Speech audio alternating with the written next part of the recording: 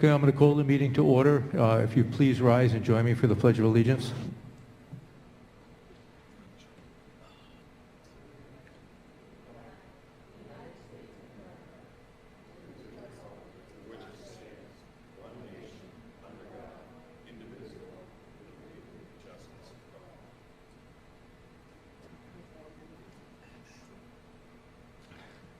Thank you. And before we start the meeting tonight, I'd like to just take a moment of silence on the passing of Krista Hebert earlier in December.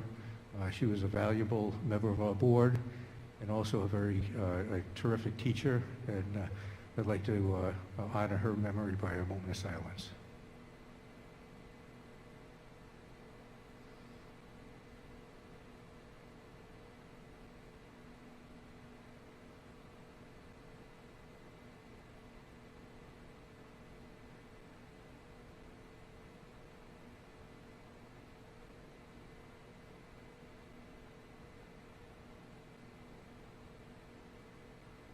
Thank you. Moving on, agenda review.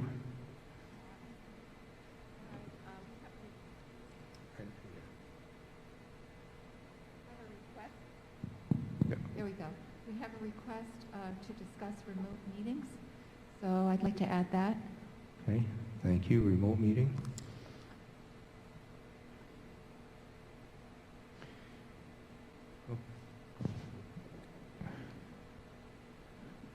Yeah, hang on a second, Stephanie. Can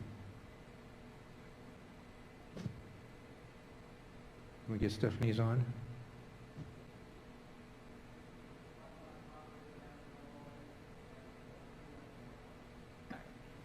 We're good. Awesome. I was wondering if we could move under major heading 7, subsection C and F to be next to each other, since they are similar, there are potentially similar discussion points on those two. Move the you want to move the school calendar up? Yes. That's fine, if the rest of the board is okay with that. Okay? We'll do after we do C.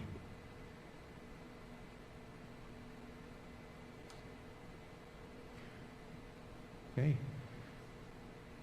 Okay, the next order of business is to approve minutes. The first set of minutes is the November 1st Academic Affairs meeting, which we couldn't approve the last time because we didn't have a quorum of board members. So it asked the two members that were there, Stephanie and Charlene, are the two members that are a quorum at this point. So I'd entertain a motion to approve the November 1st Academic Affairs meeting. Seconded. Okay, moved and seconded by, moved by Charlene, seconded by Stephanie, and since the two of you are the only two members, moved by Dr. Jim, seconded by Jim Pittman. Okay, Tim is not here tonight. All in favor? Charlene? No, I'm sorry, Wendy? Stephanie? Abstain? Dr. Jim? Jim Pittman? Yes. Charlene? Dana? And chair votes aye as well. Thank you. Next set of minutes is the minutes for the school board meeting on December 6th. There is one correction that we'd like to make to that set of minutes. I'm going to find it. No. Just a moment. Okay, it's the first one is actually on page 2, and it's under public input. Bree Burbank spoke at that meeting, and she wanted to make a small adjustment to what was said. In the last line of that, Ms. Burbank concluded that she thinks it is poor use of law enforcement having police officers at school board meetings and issuing court summonses to parents. And she just wanted that issuing court summonses to parents to be added to the minutes because that's what she said. And her words were pretty extensive, so she just wanted that added, if that's okay to add. And what was the other one, Jim? Oh, yes. On page 4, my name in the very last motion, establishing the search committee, my last name is misspelled. It's W-I-D-E-R instead of M-E-R. If we can just put an M in there, that'd be fine. Any other corrections or omissions on that?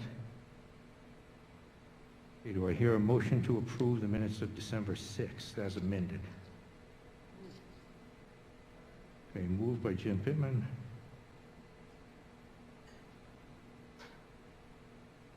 And seconded by Dr. Jim. Okay, all those in favor, Wendy? Stephanie? Abstain? Dr. Jim? Jim Pittman? Yes. Charlene? Dana? And chair votes aye as well.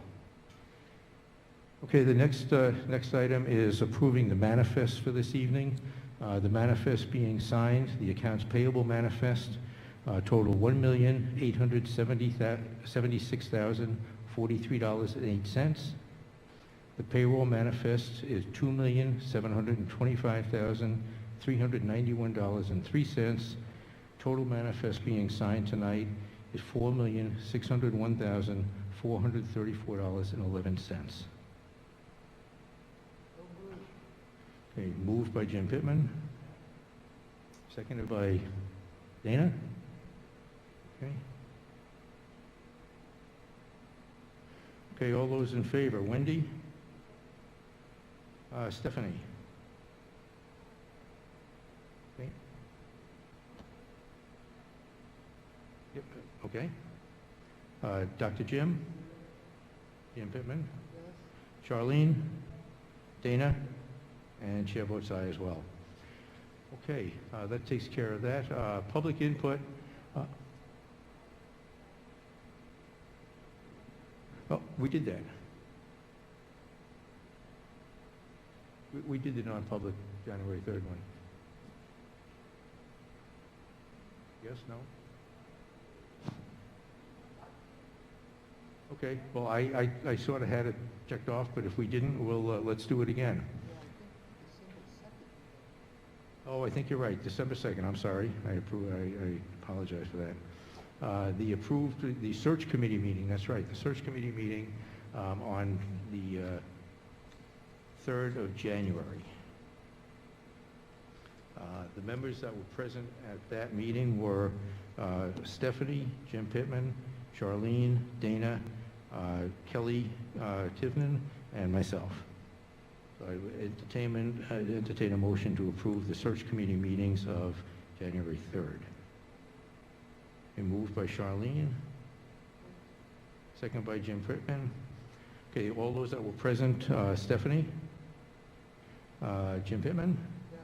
Charlene, Dana, Kelly, and chair votes aye as well. Okay, thank you. All right, now we can go to non-public. We'll do 15 minutes. We'll start with someone in this room who would like to speak, and then we'll go to the other room for somebody that would like to speak. Please try to keep your comments to as brief as possible, so as many people can speak as they want to. Yes, sir. Go right up to the mic and speak right into the mic so we can all hear you. No. Yes. Yeah. My name's Larry Borland. I live on Stoddard Road in Wolfeboro. And I meant the board can relax because I'm offering help. I'm introducing myself and offering my time and expertise to the board and administration. Prior to retirement, I had 2 careers, 40 years as a pediatric anesthesiologist and an intensivist, and 8 years as an elected school board president in southwestern Pennsylvania. My previous school district had much in common with this one, but on April 9th, 2014, I was called to utilize both careers. Franklin Regional High School students were attacked in the worst mass stabbing incident in North American history. The actor, a high school junior, was brought down by a high school senior and the oldest administrator in the school system. But not before 24 were injured, 5 receiving wounds, which were normally fatal, stab wounds to the liver. Several bled out and arrested on the scene. But all survived because of extraordinary EMS and trauma hospital care and perhaps the intervention of a higher being. Such an event impacts the entire community. Expertise and knowledge of both local and national resources in both school crisis events contributed to minimizing what are the normal cascading problems that routinely follow such an event. The sequelae are ongoing even though it's 8 years away. A few more mundane notes. We held our school budget increase for over 20 years to less than inflation index. We did this while increasing the number and quality of academic programs, as well as maintaining and increasing school participation in the arts and sports. Finally, the most important thing, which I know you know, from a list of candidates, the board selected and hired a younger man to be superintendent. Subsequent and several years into his tenure at our school district, he was voted by his peers to be the superintendent of the year for the entire state of Pennsylvania. This action, which is responsible for the school board, as you know, is the most important step that we accomplished to ensure years of improved academic excellence, career support, safety, and fiscal responsibility. I'm at your service. Thank you very much. Okay, if there's someone in the other room that would like to speak?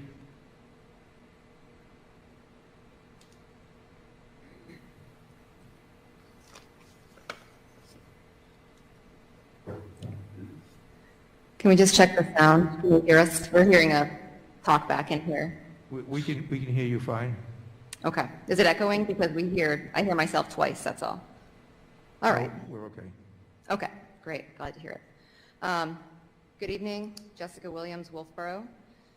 It has been 665 days since March 16th, 2020, when our schools were first closed due to a novel virus which has come to be known as COVID, a name most of us would likely erase from our collective memory if it were an option. It seems to be the topic that dominates the majority of conversations, even when doing normal things like going to dinner with friends, celebrating holidays with family, or discussing things around the dinner table after a long day at work. 665 days ago, we didn't know what to expect. Windows and scowling eyes appeared from the masked when encountering the unmasked. People were dying. People are dying. The mask became a symbol of either empathy and love to some and tyranny and control to others. And here we are, separated, divided, and yet the pandemic continues to spread with the newest variant, Omicron, dominating over 95 cases in New England according to genomic surveillance systems. So where are we now? Here, in this room, in this school district, in your heart and mind? At the last meeting, Charlene Seibel, wearing her trusty cloth green mask, called those of us who think masks are cruel, useless, and oppressive, said those in the lovely music room that we are breathtakingly ignorant. Well, perhaps, Charlene, you will tonight stare into the camera and tell Dr. Leanna Wen how profoundly disappointed in her opinion you are when she said on her Twitter feed, cloth masks are little more than facial decorations and should not be considered an acceptable form of face covering.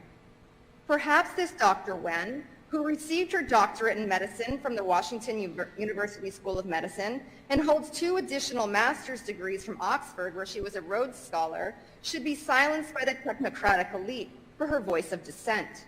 Based in logic and reason, something this board has lacked and something I personally cannot leave alone in light of the developing and changing science. This board has shown nothing but cowardice to parents, community members, and the students they are tasked with protecting by relying on bought and paid for scientism, which is not science. The science today is not the science of 665 days ago, yet many of you are still stuck firmly, perhaps permanently, to the dogma you developed with the emergence of the word COVID. Children have always been at almost zero risk from COVID complication. The annual flu or driving in a car are more likely to end a child's life than COVID. I may not have said it well with my first time at this microphone, but I was not wrong. Our children belong in school, and the mitigation strategies this board continues to adopt have irreversibly harmed their intellect, their bodies, and their developing minds. Not once have I heard this board discuss improving the general health of staff or students. Things like fresh air, sunshine, quality food, rich in vitamins and minerals have not one of you brought up once. And not one of you has brought up the topic of naturally derived immunity from a community-acquired case of COVID. No. You have barred them from school for days, weeks, months in the name of quarantine. You have encouraged mass vaccination of children, which is statistically more likely to harm a young child than help prevent death from COVID. You have created discriminatory policies that punish the unvaccinated and continues to contribute to the spreading of COVID in our school community. For instance, there's a science teacher in high school, vaccinated of course, whose children both were home with COVID, yet he was exposed and allowed to come teach in the classroom because he had taken jab 1 and jab 2. Guess who came down with COVID?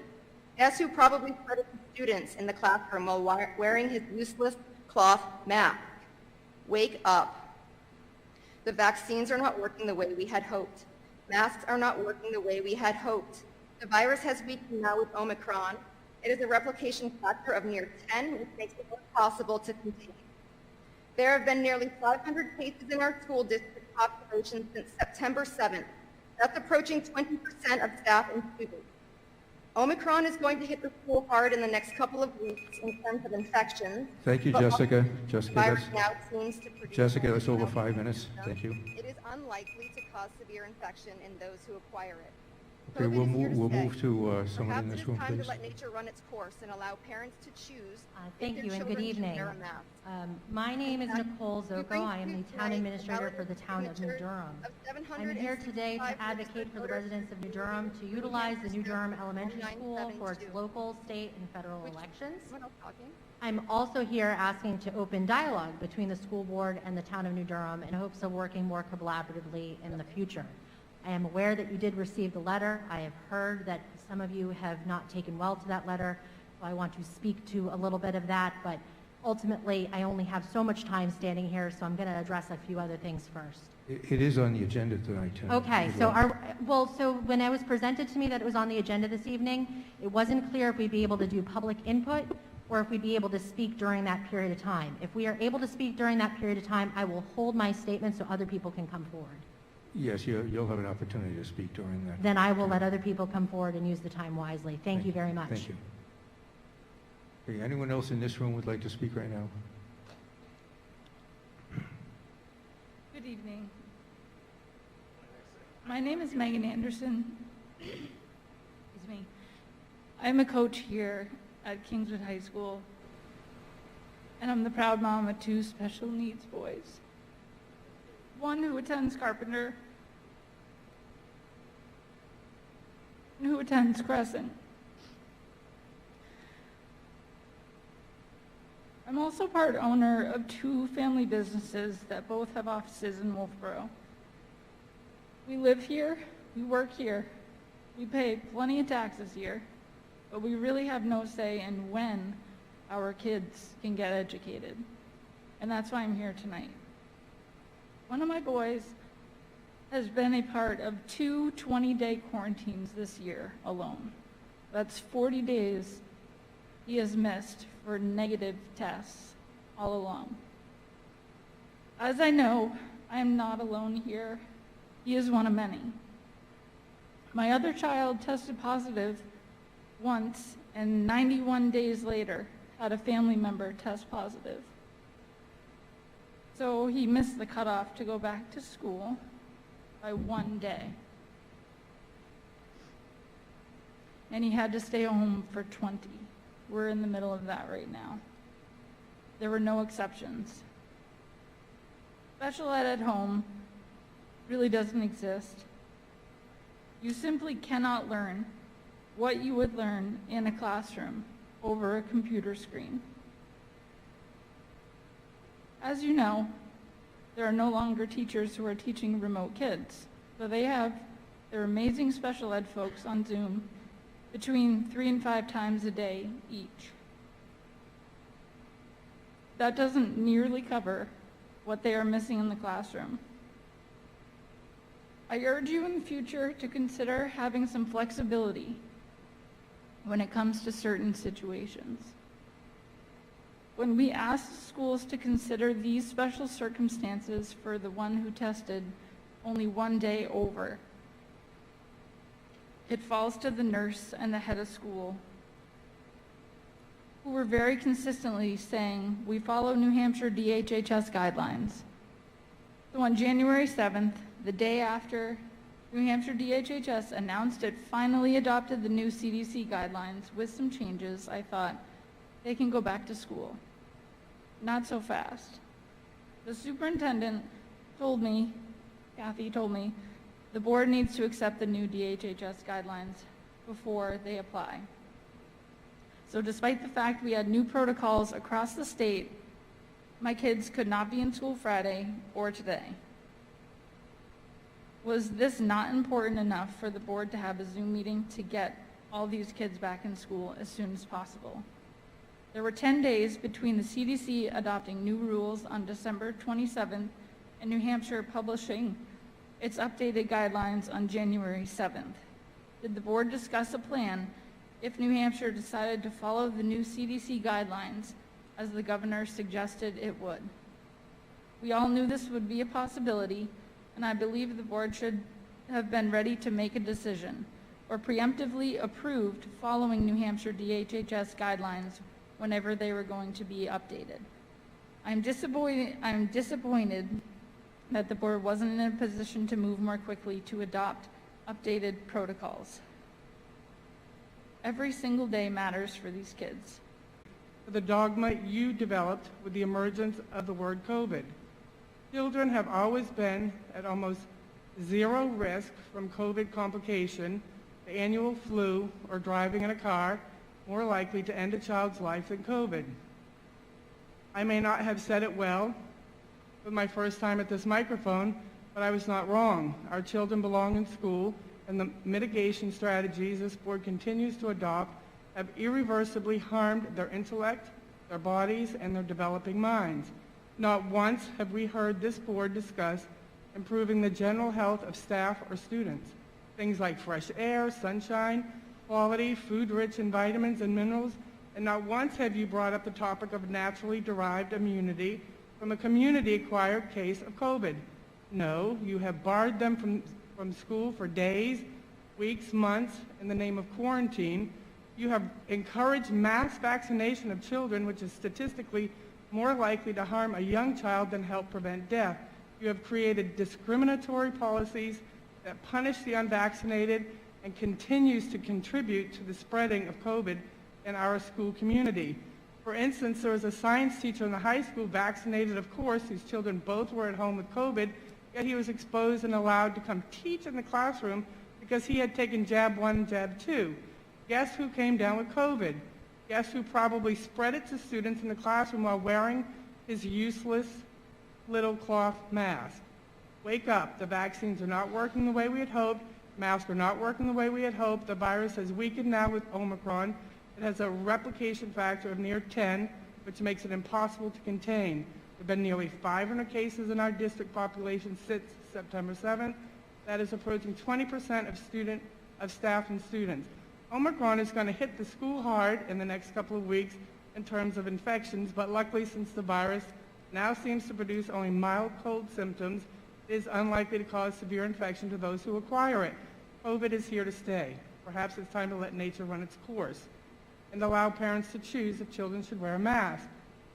In fact, tonight we bring you the validated signatures of 765 registered voters in this community per New Hampshire Statute 197-2, which forces a special meeting of the school to reconsider your masking and social distancing protocols in our school. Our kids do not need to wear a mask. They do not need to be stuck in cubicles in the lunchrooms. Our kids need to see their teachers, play with their friends, and learn how to care for their own bodies instead of falling into line with directives from adults who operate from a place of fear instead of intelligence. With that said, our group is not one of the anti-maskers or anti-vaxxers. We fully support each teacher or student or parent who chooses masks or to participate in drug studies. Our rights as parents should supersede your authority to make misguided medical directives over those too young to have a voice in local politics. You have seen your students plead to take their mask off while playing basketball. These kids are not happy to wear masks. They're hanging with their friends outside of school unmasked, and you know what? They are going to be just fine. They were always going to be just fine. And perhaps if we'd actually looked into the science, these kids allowed to develop natural immunity could have greatly contributed to slowing the spread. Perhaps our interventions, although well-intended, have actually harmed society. Now we have a crushing national debt with each American owing $90,000 to our debtors. What kind of place are we leaving behind for them?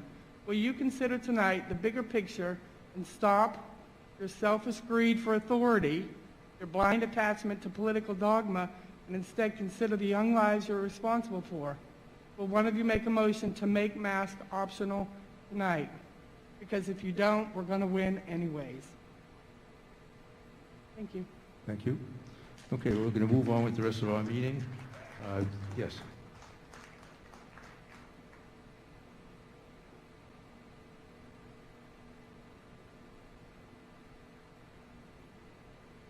Yes, wait until closing comments, please. Okay, we're going to move on with the rest of our agenda. Student representative report. Alan, you're up.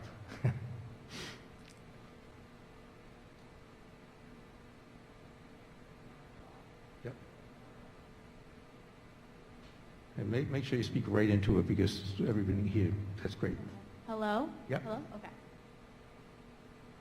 Student Council finished up Wish Upon a Star with a great success with approximately 150 gifts going out to the communities in the Governor Wentworth Regional School District. Students and staff both participated. Mr. Myers' current issues class raised funds for the tornado victims in Kentucky and beyond. The class got in contact with the National Honor Society and peer outreach. A slogan was created titled State of Hope. Posters were designed using Canva, and Mr. Nelson's class designed a collection box in the shape of Kentucky. This collaborative effort raised $761, which was all donated to the Red Cross Disaster Relief Fund. Student Council has now started organizing for this year's Winter Carnival. There will be modifications due to the circumstances of high cases of COVID. Prom is also starting to be planned and is certain that it will be held on the Mount Washington boat. Final exams are coming up starting the week of January 25th through the 28th. The new semester will start on January 31st. The drama program will be starting auditions for their one-act play for their theater competition. Winter student athletes have continued to be resilient despite the dramatic increase of COVID cases. There have been a great amount of honesty by our student athletes communicating how they are feeling and if they are contracting COVID-like symptoms. All sports teams are now wearing masks during practices and gameplay until numbers of cases lower. Spring registration for sports will open on January 15th. Kingswood will offer the following sports such as girls and boys lacrosse, baseball, softball, boys and girls tennis, and lastly track.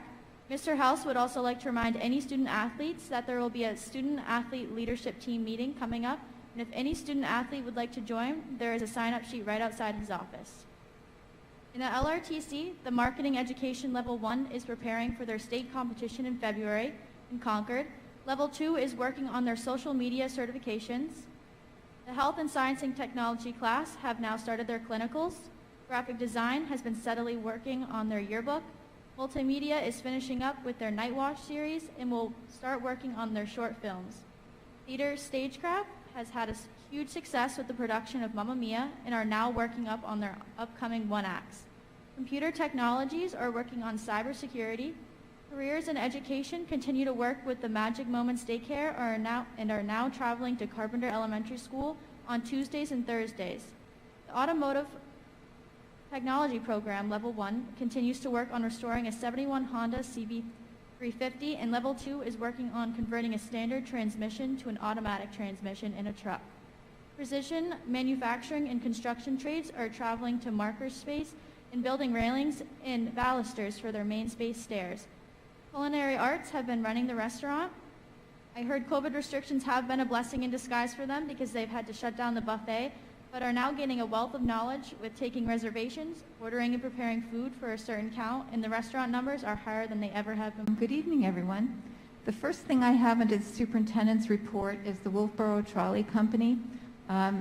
Board members, you'll recall in 2019, you had approved a plan for the trolley company to run a shuttle from Kingswood High School to downtown from 8 a.m. to 6 p.m. in July and August. The point of the shuttle is to relieve the traffic congestion in the town. But with the pandemic, Kathy, the owner of the trolley company, decided that it wasn't a good time for this to begin. So she is looking toward beginning this summer. In my view, it would not interfere with our school operation in any way, and it would be a definite benefit to the town and businesses in the town. So I would like the board to consider a motion to agree to allow the trolley company to run the shuttle from Kingswood High School. Okay, it's been moved by Charlene, seconded by Stephanie.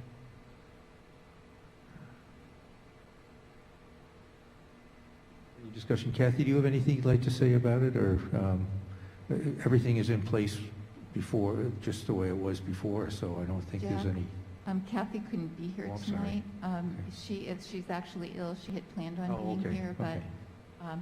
she All right. said if you have any questions, she'd Okay, be happy if- to answer them. Okay, I'm not, I think everything is in place exactly the way we approved it the last time, insurances and all that stuff, so I'm certainly in favor of this.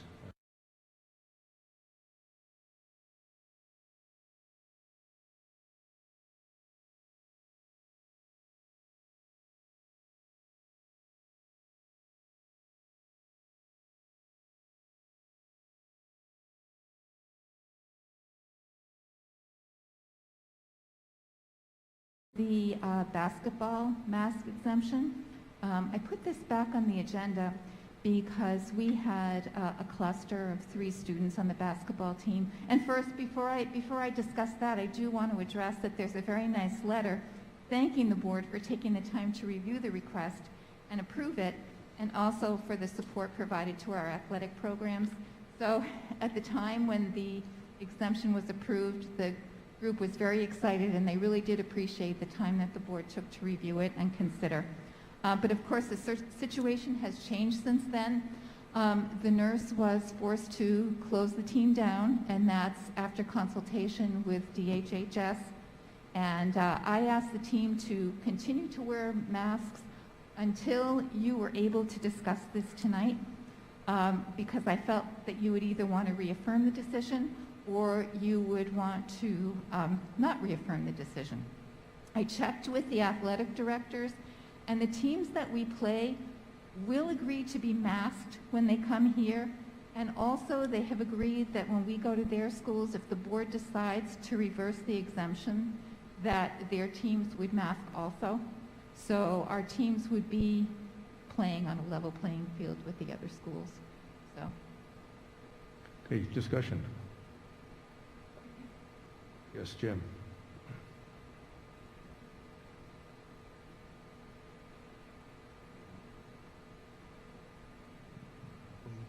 One, two, You're three. on. There we go. All right, thank you very much.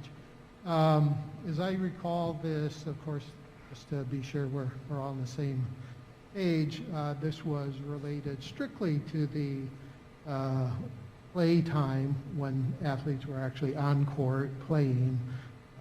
Everything else remained the same. They would be masked when they were on the sidelines, et cetera. Am I correct? Yes. Recollection? Yeah, that is correct. Okay, good. I think the COVID situation has unfortunately forced us to go back on this. My opinion is I think we should return to requiring the masks all the time, at least for the short term until circumstances dictate otherwise. So I would make a motion to rescind our decision of the last meeting indefinitely, and we can visit in the future. Okay, so there's a motion to rescind our prior decision and make masks mandatory at all times while playing or on the bench? Yes. Yes. Okay, so there's a motion on the floor by Jim Pittman. Any other, is there a second? Second by Dr. Jim. Additional discussion? I'm wondering, how are the students doing who had COVID? Fallon, you had mentioned that, that there was good tracking and conversation about how they were feeling. Yeah, I'm friends with people on the basketball team, and I actually went to my first basketball game the other day for the first time in like 2 years, and everyone was wearing their masks like they were supposed to, and everyone that did have COVID recovered fine, and I think maybe keeping the masks on for a little bit would, but I honestly really think that if they're wearing their masks on the sidelines, wearing them in the locker room, that hopefully this can go away within like 2 to 3 weeks. My problem with putting the mask back on is their season's actually extremely shorter than it usually is. Their season's going to end before February vacation, and I mean, that's not really a very long season for basketball like it usually is. I know health and safety of students and coaches is first, obviously, but I just would like the board to maybe think about that. Thank you. I'm on the mindset right now that if the teams who are playing are also going to be masked coming here, or if we go there, they'll honor our request to be masked. That makes a lot of sense to me. I think certainly if the situation changes rapidly, we could certainly meet and you know, again, reverse our decision, or allow masks to be removed if necessary. But I think right now it makes sense to require the masks again. Really, since the visiting teams or us visiting another school will honor our request, I think it makes a lot of sense to keep the masks on. So.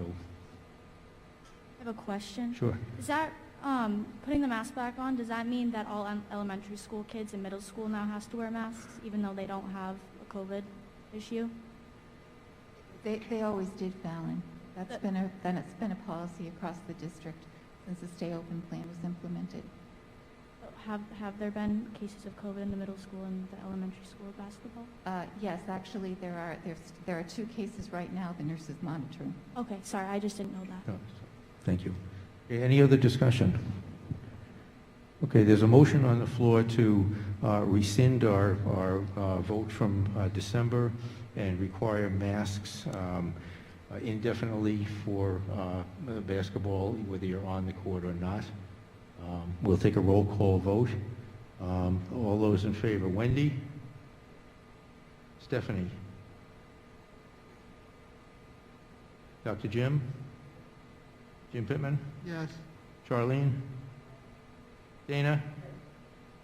And chair votes yes as well, so we'll require masks for the time being, whether you're on the court or not for basketball. Thank you. All right, moving on to the next item. Yes, the next item is the Town of New Durham voting. Just to recap, at our last meeting, the board declined the request for voting this coming March during school hours and for September 13th and November 8th for the Town of New Durham. The Town of New Durham has asked to have town voting in the schools placed on the agenda for this meeting, and I believe there are representatives of the select board and perhaps other townspeople who are here to address that.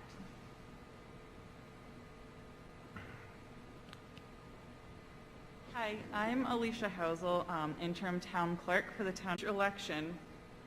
More and more booths are having to be required. In the September 13th of the 2022 voting election and the November 8th one, increased booth requirements are increased due to higher voter volume turnout. Same with the federal election. Each time more booths need to be available, therefore we need more space. Town of New Durham Elementary School Gymnasium is the only space that we have currently that will give us the state regulations for voting space. This is my formally asking the board to also take into consideration allowing us to use the school for future voting for the next year or two until we can get space needs situated.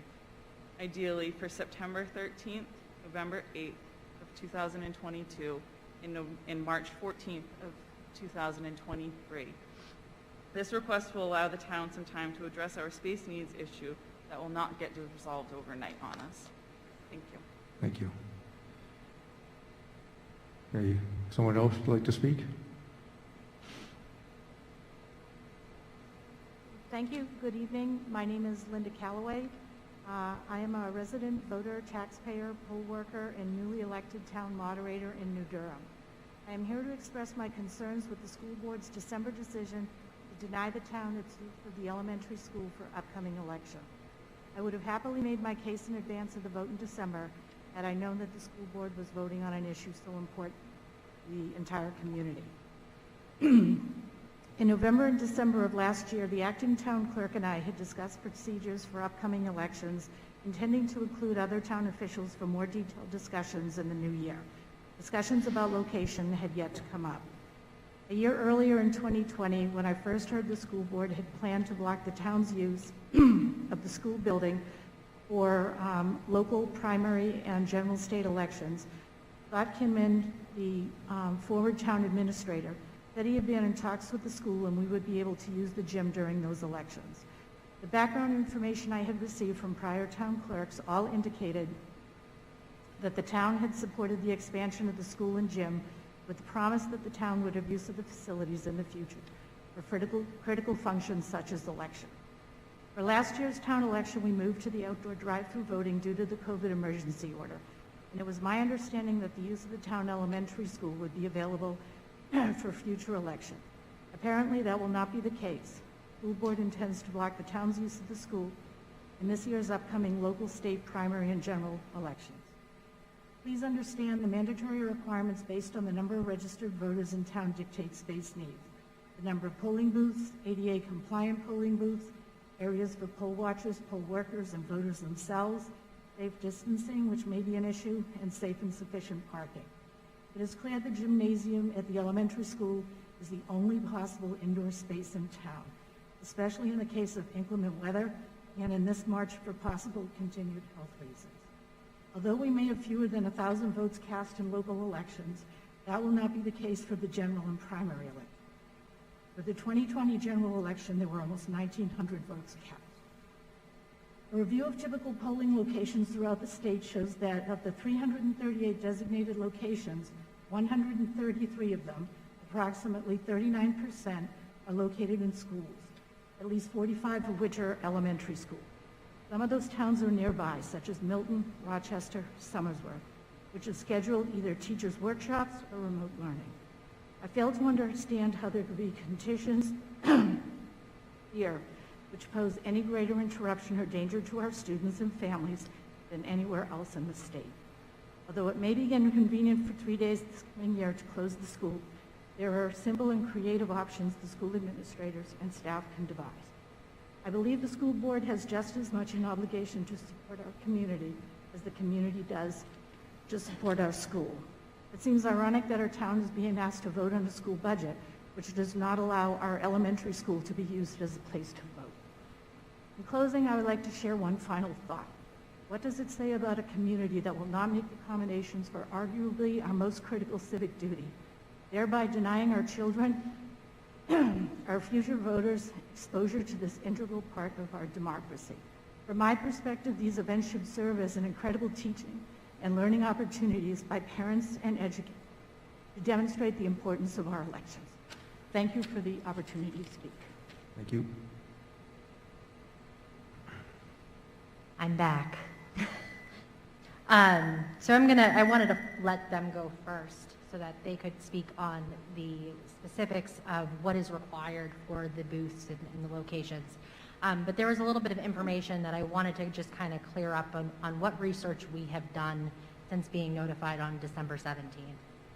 So what we're requesting is to utilize the schools again for elections, not just for March 8th, but for future elections, until we have an option available to us in the town of New Durham that is both feasible in our tax bracket for our income for people right now in our community, and also for making it feasible for space.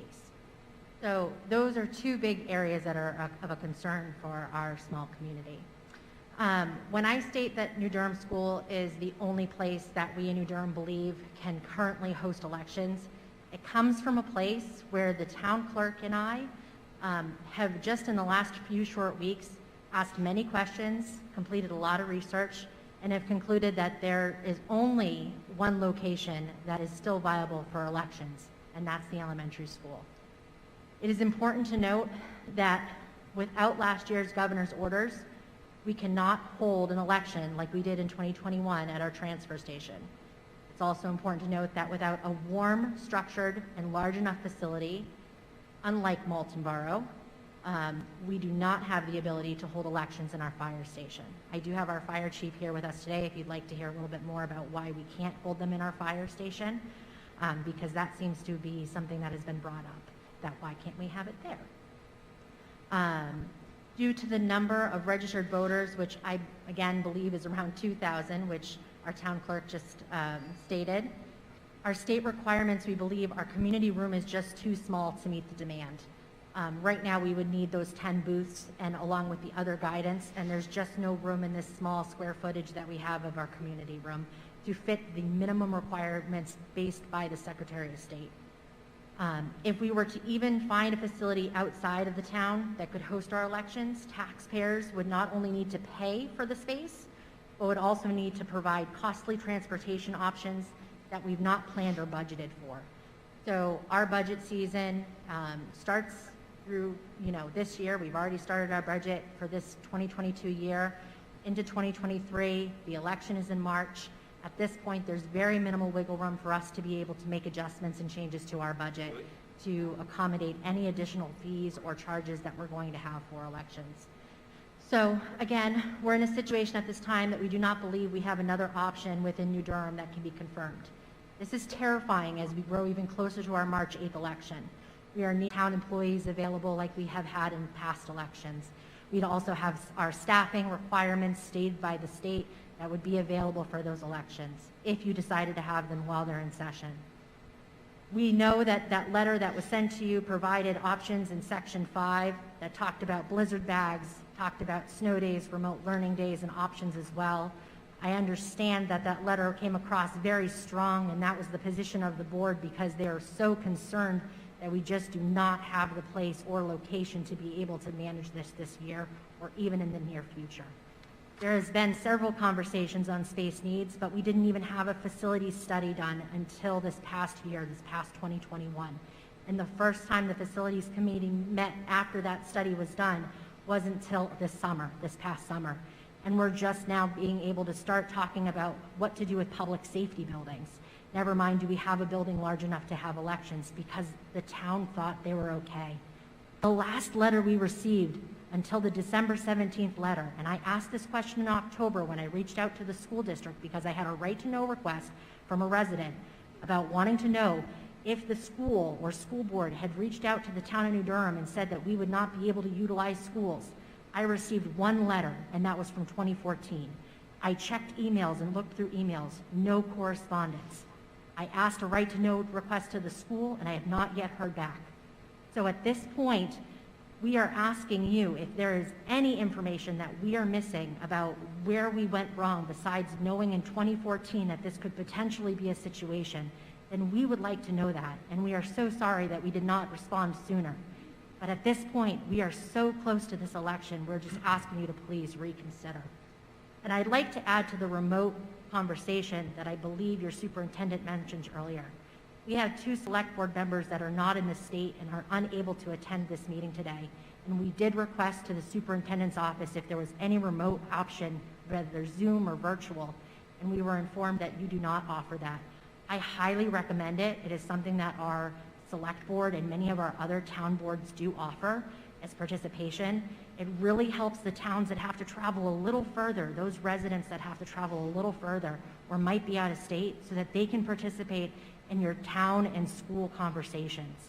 It is so vitally important, and our select board understands that it's vitally important that those things happen, and we hope you'll consider those as well. So I would like to conclude with, again, we're reaching our hand across the aisle, trying to work with you here and wanting to know how we can come up with solutions. And we're happy to talk suggestions or answer questions for you. And again, I brought people with me today, so hopefully we can do that if you have any questions. Thank you for considering this evening. Okay, thank you. Anyone on the board first would like to speak, or? One of the concerns that I have, and I know you reached out and you found the 2014 letter, which basically stated, you know, for safety reasons, the open carry law and all those things, that we wouldn't be having elections in school elections in the school buildings on school days. 7 years later, we now have a facility study being presented. So 7 years have gone by since that 2014 letter. And my concern is that this doesn't just affect the voters, it also affects the students within the building. If New Durham is allowed to vote in the building this year, that would be a remote day for your students, which is going to affect your 180, 185 students and their families for that day to be remote, where the rest of the students are in their schools learning on a regular basis. It's our job, obviously, to provide the best education possible, and we know that remote isn't an ideal situation. So that's part of our concern as well, in forcing these parents to now adjust their day to go to another remote. Obviously, snow days and all are you know, stuff we can't control. This is something we can control, and remote is not the ideal option, obviously, for students to be home rather than in the classroom. And that's one of the burdens that we understand and we consider. So our numbers say 153 students, but even if there's 183, we care about all of them. So we want to make sure that those students have a great education and that they're well cared for and taken care of. We also, though, on the other side, on the flip side of that, have over 2,700 residents in the town of New Durham, and we have 2,000 registered voters.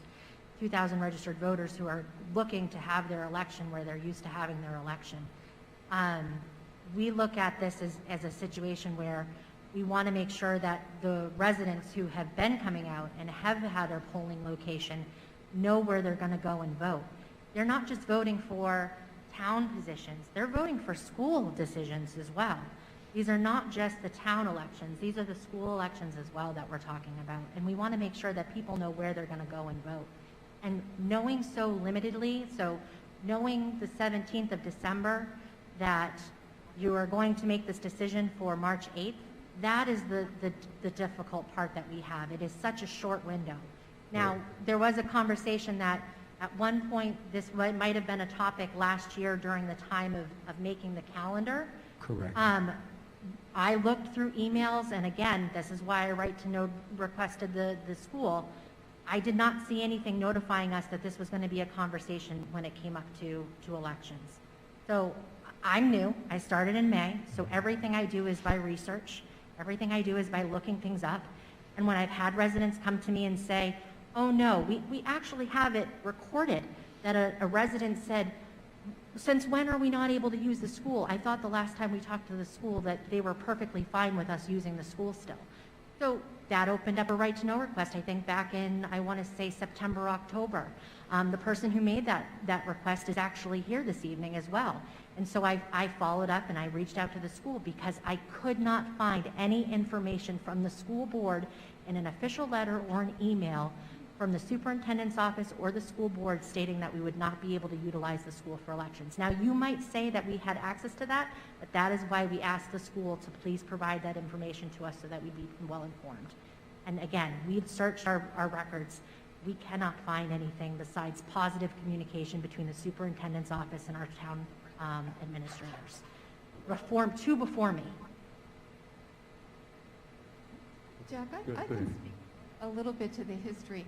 Nicole, after 2014, the board in 2016 made a decision, again, not to have voting in the schools. The select board like this, asked the school board to reconsider. And there was a meeting at which the select board attended, and the school board, in fact, made a decision to rescind their original decision of no voting in the schools. Now, that is all in school board meeting minutes.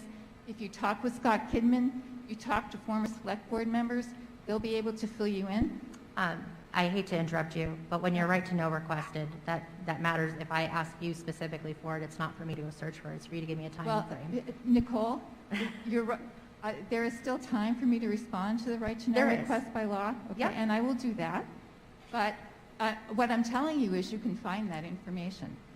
Following that meeting, the school board did allow the New Durham town to hold elections. And then in 2020, because of COVID, that we extended to everyone in the district the opportunity to use school buildings for elections. There isn't a town in the school district that we have to tell every single year that there isn't going to be voting in the schools. So, I think that this is a two-way street here. I agree. And I've never been in a situation where I wasn't aware that the school board or school district didn't know when voting days were. And that came up too, so I want to make sure that the voting days are well known and documented, and that you have that information, which is why our town clerk brought that information to you today as well, so that you would know those. Having free and fair elections, and I think that involves allowing New Durham to use the school. I know how burdensome remote learning is, but if I know 2 months in advance that there will be a remote learning day, I can pivot and adjust, and I can make the care arrangements that I need to do in order for my children to be cared for. Most parents, I think, feel this way as well. And as you said, Nicole, the number of voters in the town outnumbers the number of parents, and many of those parents are voters and several suggested to me to do remote learning, particularly for this March election. Now, I think that I also respect the position of the board, and that we are looking at the district and the whole calendar, and that's the next agenda item. I believe that we as a board, we have the opportunity in our calendar on an annual basis until New Durham has greater space needs through this facilities report that's been conducted in 2021. Until the space needs are properly addressed, I think that we as a district can accommodate very easily voting in the schools by just making very slight adjustments to the calendar in terms of when parent-teacher conferences are and when professional development days occur, without adding any additional days to the calendar. Nicole, you had mentioned that the fire chief was here tonight. Yes, he is. I would very much like to hear from him, because in order to, I think, as you said, reach across the aisle and build bridges between New Durham and the district, what I would like to know is, can we as a board get on board with allowing New Durham to use the school during the colder months and the elections of March and November in particular, because there is no other space in town. However, there is a fire station that, if emptied of the bays and a community room behind it, that together could provide enough space during warmer months. And I would like to know if that's a possibility during September elections. Okay, the state requires that our ambulance is stored at 50 degrees. It can't drop below 50 degrees. We can't leave it outside. And the other concern is freezing temperatures, obviously, for the engines and the equipment. If it's in warm weather, yeah, we could do it, but the first 2 elections are unpredictable weather. I mean, even if it was a good day, we can't plan on it, because if we have a bad day, then the equipment stays inside. There is a problem with carcinogens, because all of our fire gear is stored, our PPE is stored in that area of the fire station. And we don't have, it's not separated with air exchange. All of the PFAs that are in our fire gear are in the atmosphere in the fire station. So that is a concern. And that's a concern to all the firefighters too. And that's one of the things that the space needs study addressed, is those kind of concerns. So I don't know that exposing the public to those PFAs are a good idea or not, but it is something that the Space Needs Study did evaluate, and they did make a determination that we have to do something for that, even for the firefighters. So That's where we are. There is a space needs problem. It's a big ticket item. It came in at a very expensive price of $15 million from the architects and the engineers to meet the space needs of the town of New Durham. That's a big bill for the town. And on top of our regular annual expenses, it's going to be tough for the town to really meet those in any short order. It's going to take a while. Charlene?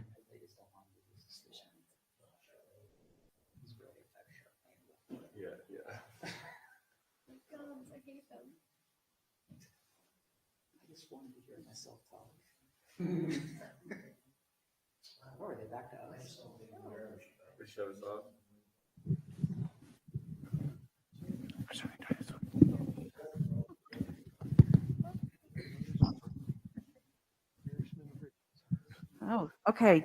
Now I have two that work. I just want some clarification, if I may. You said that the state fire marshal requires the equipment. Was it the state fire marshal that? No, it's the ambulance, and it's the state EMS requires that the ambulance doesn't drop below 50 degrees. That's because of the IV fluids. If we have to use the IV fluids on an individual and they're below 50 degrees, we can put them in hypothermia. Okay, so I guess I'm struggling with the fact that you have to keep the ambulances at 50 degrees. Do they have heaters in them? Only if they're running. I don't have. Okay, so if they're running, warm. Yeah. If the temperature drops inside the vehicle to below 50 degrees. Yes. Okay, so isn't there an issue with OSHA or the state regarding the fact that your fire department employees are being exposed to carcinogens in the building every day? Yes, there is, and that's one of the things that the space needs study pointed out. It has been something that we've been trying to address. Okay, so how are you addressing that? Have you replaced the HVAC, or what are you doing to get those carcinogens out of the building? At this point, we're working on, that's part of the space needs program. That's part of the whole plan about the emergency services. It'll include fire and police. Okay, so when you say you're working on it, does that mean that you have actually adopted mitigation protocol or no? So the town spent about $40,000 on a space needs study. It came in and evaluated the whole town and every building. The fire department and police department on the top echelon of replacement because that's the largest need. There was other needs, but they fell below those. And most of that was because of the health issues. So are those? Our next step is to get a architect in, an engineering firm in, and go over what we need and what we need to do. This building that we're in now, the last space needs study, the one they just did, said the building was not salvageable. It was built in I think that was in the early 80s by volunteers. It was a volunteer fire department at the time. A very poorly constructed building. The roof has a clear span of over 75 feet. It only has a weight of 45 pounds per square foot, and it should be 90 pounds per square foot by today's standard. So it's not a building the town wants to invest a lot of money into at this point, so it'll be a full replacement. Okay, so, but putting the study aside, and I know I guess there are a couple of select people here, how much is in the proposed New Durham budget this year to mitigate firefighters are placed in and your EMTs? There isn't. The nature of things. But it is possible to, look at professional development days for November and March if that's something that the board is willing to look at. but September is out of the question. We can't do anything with September. Yes.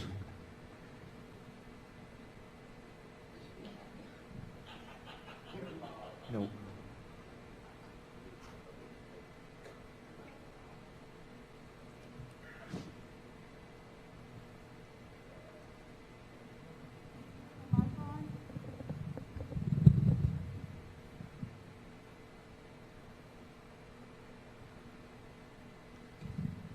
Okay, this one's working. You know, one of the things that I like to remind everyone is that our school district is composed of 6 towns, plus we have tuition students from Middleton. And I have always been a firm believer in, you know, trying to make sure that all of our students have the same opportunities and treating, you know, all of our students the same regardless of what town they're from. And I think I could support, you know, allowing New Durham to use our elementary school in March, as long as we make that a remote learning day for everyone and for all the students in the district, and that we open up all the schools in the district for voting that day. Because, you know, to me, that's the only thing that makes sense. It should be all or nothing because we're a 6-town district. Okay, the only reason I'd object to that, Charlene, is that the other towns in the district, for the most part, have other locations to hold their elections. They're not asking us to use the school buildings. I understand your point. Okay. Yeah. Okay. Well. Okay. Yes. If you want to speak, would you go up to the mic, please?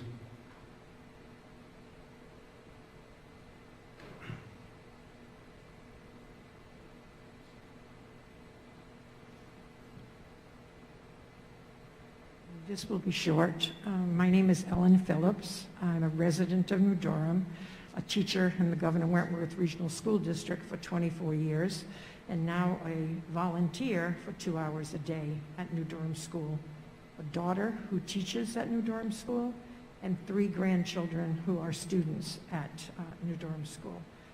And so what I wanted to bring up was the fact that our Commissioner of Education, in his wisdom or lack of it, has said that we cannot have remote days for COVID.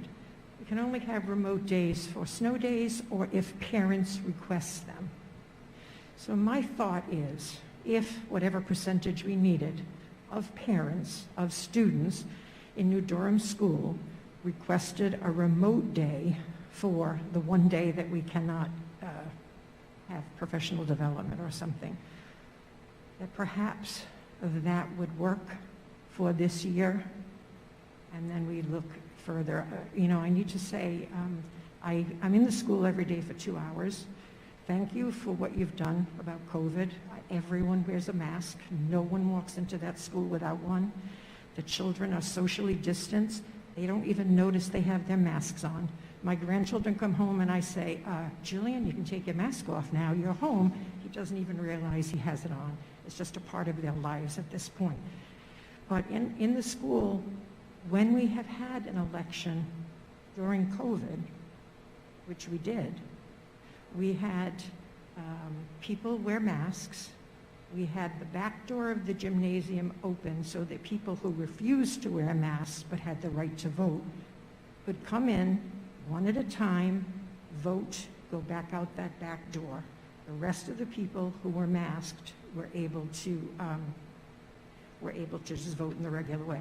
The children were not in school that day. But at other times, before COVID, when we had elections and people were concerned about school shootings that had started to take place in the country, we have a door for each wing of, we have a door for one wing of the building that locks. It doesn't lock the children in. They can get out many ways, or they could even get out from inside. And we have gates that lock off the other wing of the building, so that anyone who was in that school to vote was not able to go any further. The office was closed, no way to get through to anything but to the gym to vote. And we had a policeman stationed at the front door, and we had a policeman stationed at the back door. And I know that our legislature has now voted to allow guns in the schools, but I think that if we can't get parents to ask for a remote day, which I think is a possibility, I think we get, it's 80%, is that what we might need? Like we need that when we have a snow day. We had 80% of parents requesting a remote day just in New Durham. I mean, I keep telling my grandchildren that fair is not always equal. And I mean, that is exactly what it is. I'm very happy that the other towns in the school district have found other places to vote. New Durham has not, and we have not been able to raise the money to build another building, which we will have in maybe 3 years, but not before that. So until that, I really ask the school district that I love, that gave my children a wonderful education, that gave me a wonderful career, to please try to work with the residents of New Durham for the next couple of years so that we can have voting for all of our residents. Thank you. Thank you very much. Jack, if you wouldn't mind, can someone remind me, Nicole, perhaps you, which day in March you're requesting? March 8th? Okay, thank you. I would be concerned about a remote day. Right now, as you just heard, the commissioner is trying to limit remote days for emergencies. And I think we've also learned over time that remote learning is really not the best form of learning for our students. However, we do have a professional development day scheduled for March 25th. So we could switch March 8th and March 25th. Now, we'd have to do that across the whole district.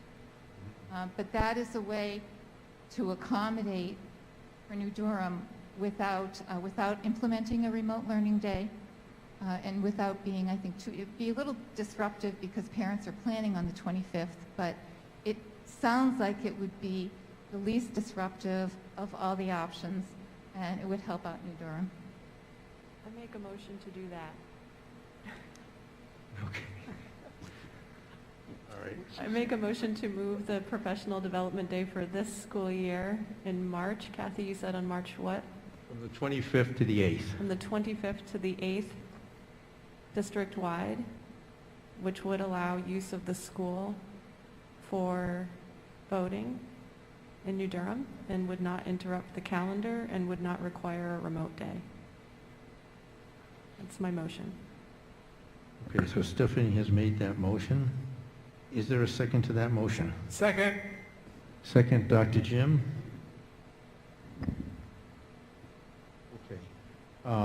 I think we can certainly... New Durham all of these years, and we pay extreme amount of tax dollars, but we have an exceptional education through this district, and I find it sad that the New Durham residents think it was an adversarial process, that they're angry, because they should really look at maybe the leadership in the town as to why the ball was dropped, not to the Governor Wentworth that is not allowing them to use the school.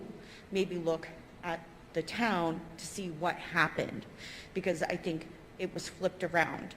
And I support the motion because I support the kids in this district, as does this board sitting here before you. So I just want to say I support the motion, but also look at what really might have happened. It's not this board doing something to you.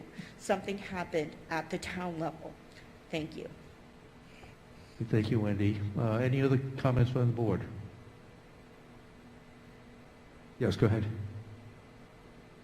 I just wanted to point out that the week before that is school vacation. So Monday would be a school day, and then the kids would be out again on Tuesday. So before you voted, I just wanted to point out there's only one day of the children coming back before the day off. Bobby, that's true, and that does make it not ideal. And before everyone votes on the motion, I have to apologize to the people that arranged professional development. Both of them happen to be here tonight, and I know this is making it so that you need to rearrange everything that you've planned and the speakers that you planned for professional development. So I apologize, and I thank you at the same time. Okay, any other comments on the board? Jim?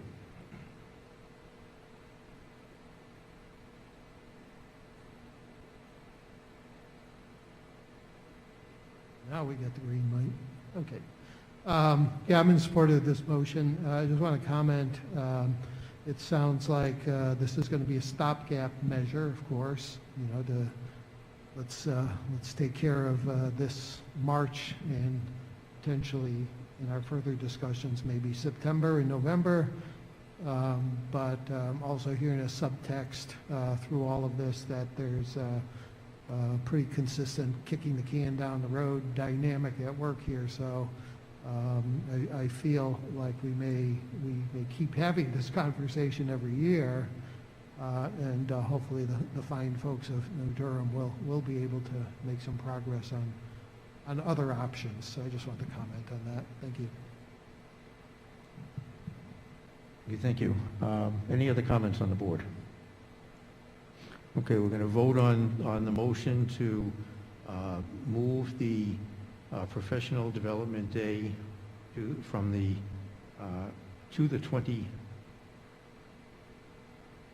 25th to March 8th to accommodate school not being in session on the 8th for Election Day for this year, as the calendar will be adjusted to that, and professional development will then be held on the 8th instead.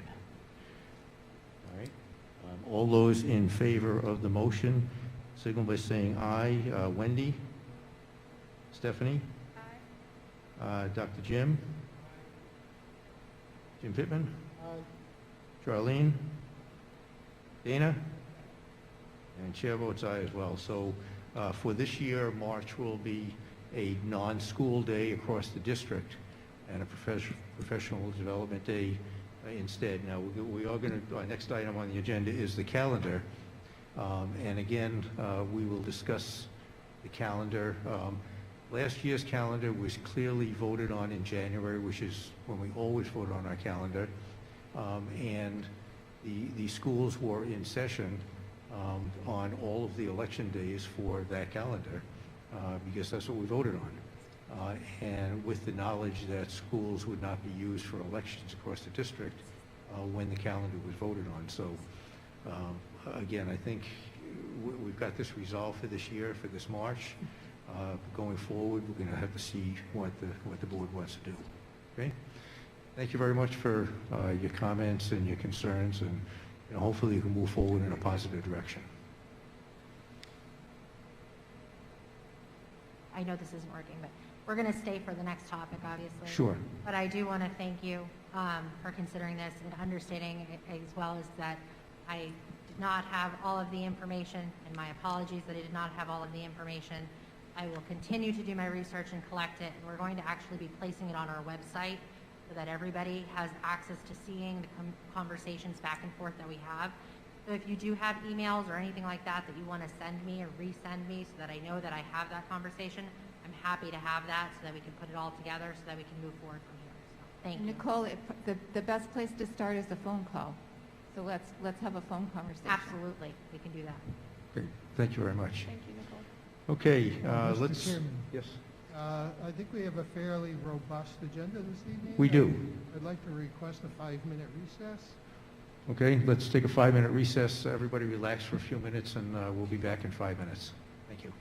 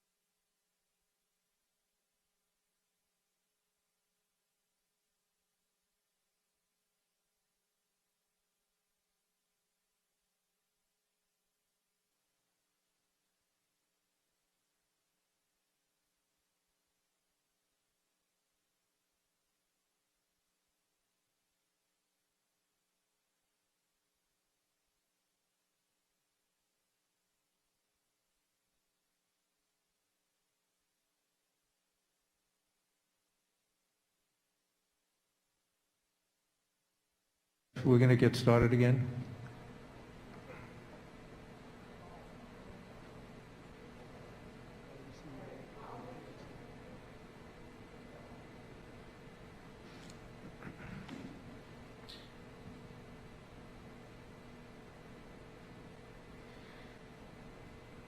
Okay, the next item on the agenda is the calendar for 22-23 school year, so we can start looking at that. Kathy, you want to start? You have the proposed calendar in front of you. This was put together before, obviously, conversations about the elections. So I'll just go through a little bit about the considerations, how it was put together, and then we can have a discussion about what you... I'm sorry, could I ask a quick question just for clarification? Sure. I meant to ask it when we were talking about voting in New Durham. So this is a day that school's not going to be in session, and who is responsible for the expense of setting up for the elections? Is that the town of New Durham? And in terms of custodial? Yes. Yeah, we usually have a custodial person in the building. Okay. But all other expenses are the relationship for the town of New Durham, yes. Okay, So, thank you. For example, they might have some tech people that they have come in because they're planning on doing 2 rooms the way we do it here. Oh, right. And Okay. so that means that, we don't have the equipment for that or the people to run it, so they would have to find those things on their own. Okay, I just wanted to make sure I understood that, we weren't going to bear the full brunt of that. No, we generally just have a custodial staff or someone representing the district in the building. Yeah. Okay, thank you. Okay, so if you look at this calendar and you start with August and September, at the very beginning we have 4 professional development days before the beginning of school. One is for new teachers coming in, and then the other 3 are for staff that have been here. Going through some of the points that we always try to consider, and we always try to start after Labor Day for the business. It's not ideal for kids, though. Let me ask you a question, though. In parent-teachers conferences, do children never come with their parents and are never in the building at any time on an elementary level? I can't say never. Sometimes they do accompany their parents. Yeah, and I mean, that's another concern, too. I think, we're trying to keep the building safe. And, we could have parent-teachers conferences if we could have them elsewhere in the towns that had to use the school building. I'm just not comfortable with having teaching staff and parents in and out of the buildings if we're not going to have students there. I mean, the idea is to keep the buildings completely segregated strictly for elections. So I did talk to Kelly and asked if part of the building could be secured, and she said that it could be, that part of the building could be locked off. It's not locked off, Stephanie. There would still be the possibility of access. I mean, it is in a separate space, but I don't know how we would lock it off.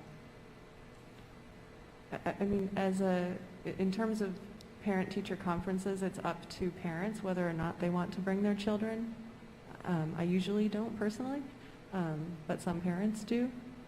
That would be at the discretion of parents. It always is. In terms of having adults in the building, parents in the building at the same time as voters, it's a bit of an ironic concern because parents are voters, and it would actually probably have the effect of increasing voter turnout, which is always a good thing.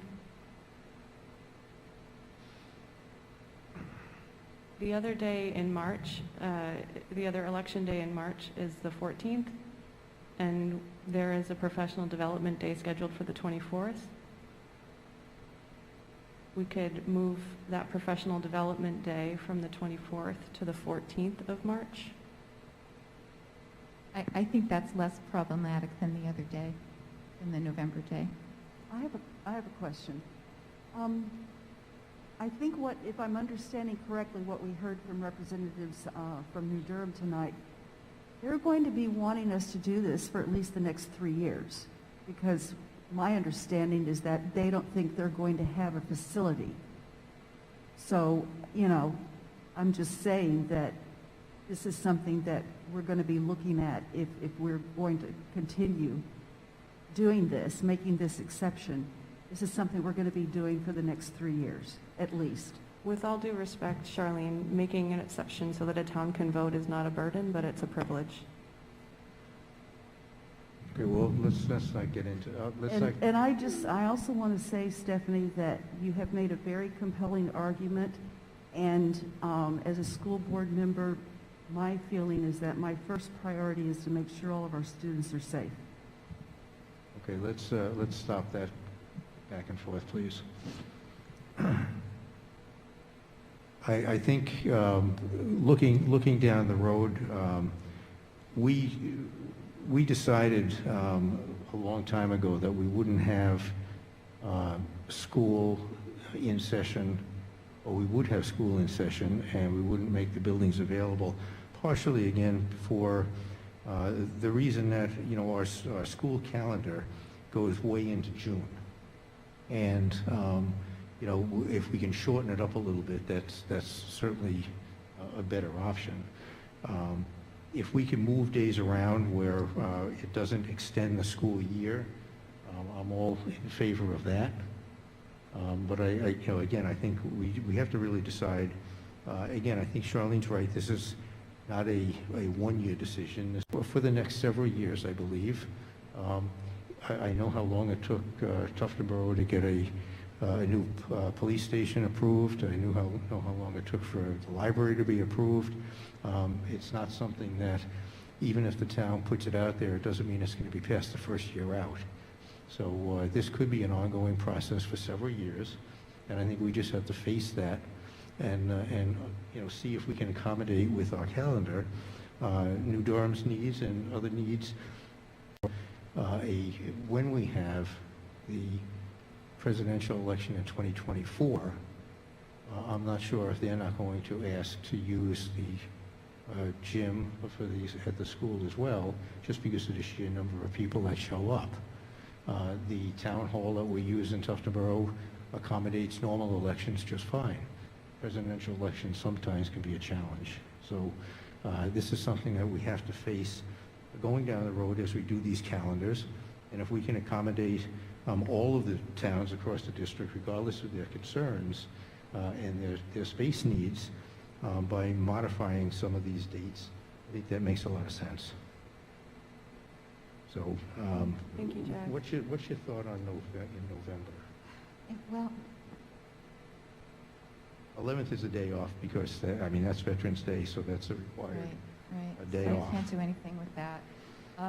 Actually, I did call the Department of Education today, and Veterans Day is not a required day off, according to the person that is in charge of school calendars at the Department of Ed. However, I think it's an unpopular position to request to have students go to school Stephanie, on I Veterans do Day. agree that it would be something that our families would not probably. Yeah, and that's why I'm not suggesting it. And just the significance behind Veterans Day and having school on a day with that kind of significance, I think would not be a good idea. I agree. Yeah.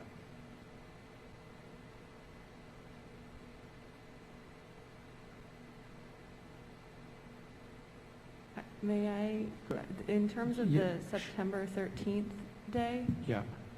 that could be a moving target depending on what's going on with the decision at the state level as to whether or not that will be the primary day. And so I think it would be more responsible for the district, for the students in the district, to request that New Durham use possibly the warm weather opportunity to explore alternative space for that day. And to make a motion to accept the calendar with modifications to move the teacher conferences from the 10th through the 8th and the professional development day from the 24th to the 14th in March of 2023, and striking the name Columbus Day from the calendar listed on October 10th. Those are the three changes that I... Should, this is Dane, should we just consider one motion at a time? Yeah, well, it'll be one motion, period. We're going to combine... Well, the chances are that will be defeated. There are some who are willing to make the calendar switch, but then there may be some who are not willing.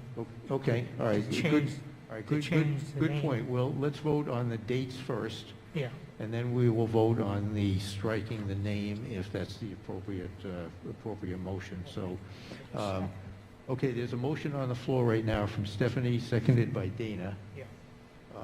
for the calendar. Let me see where my calendar is. Here we go. Okay. All right.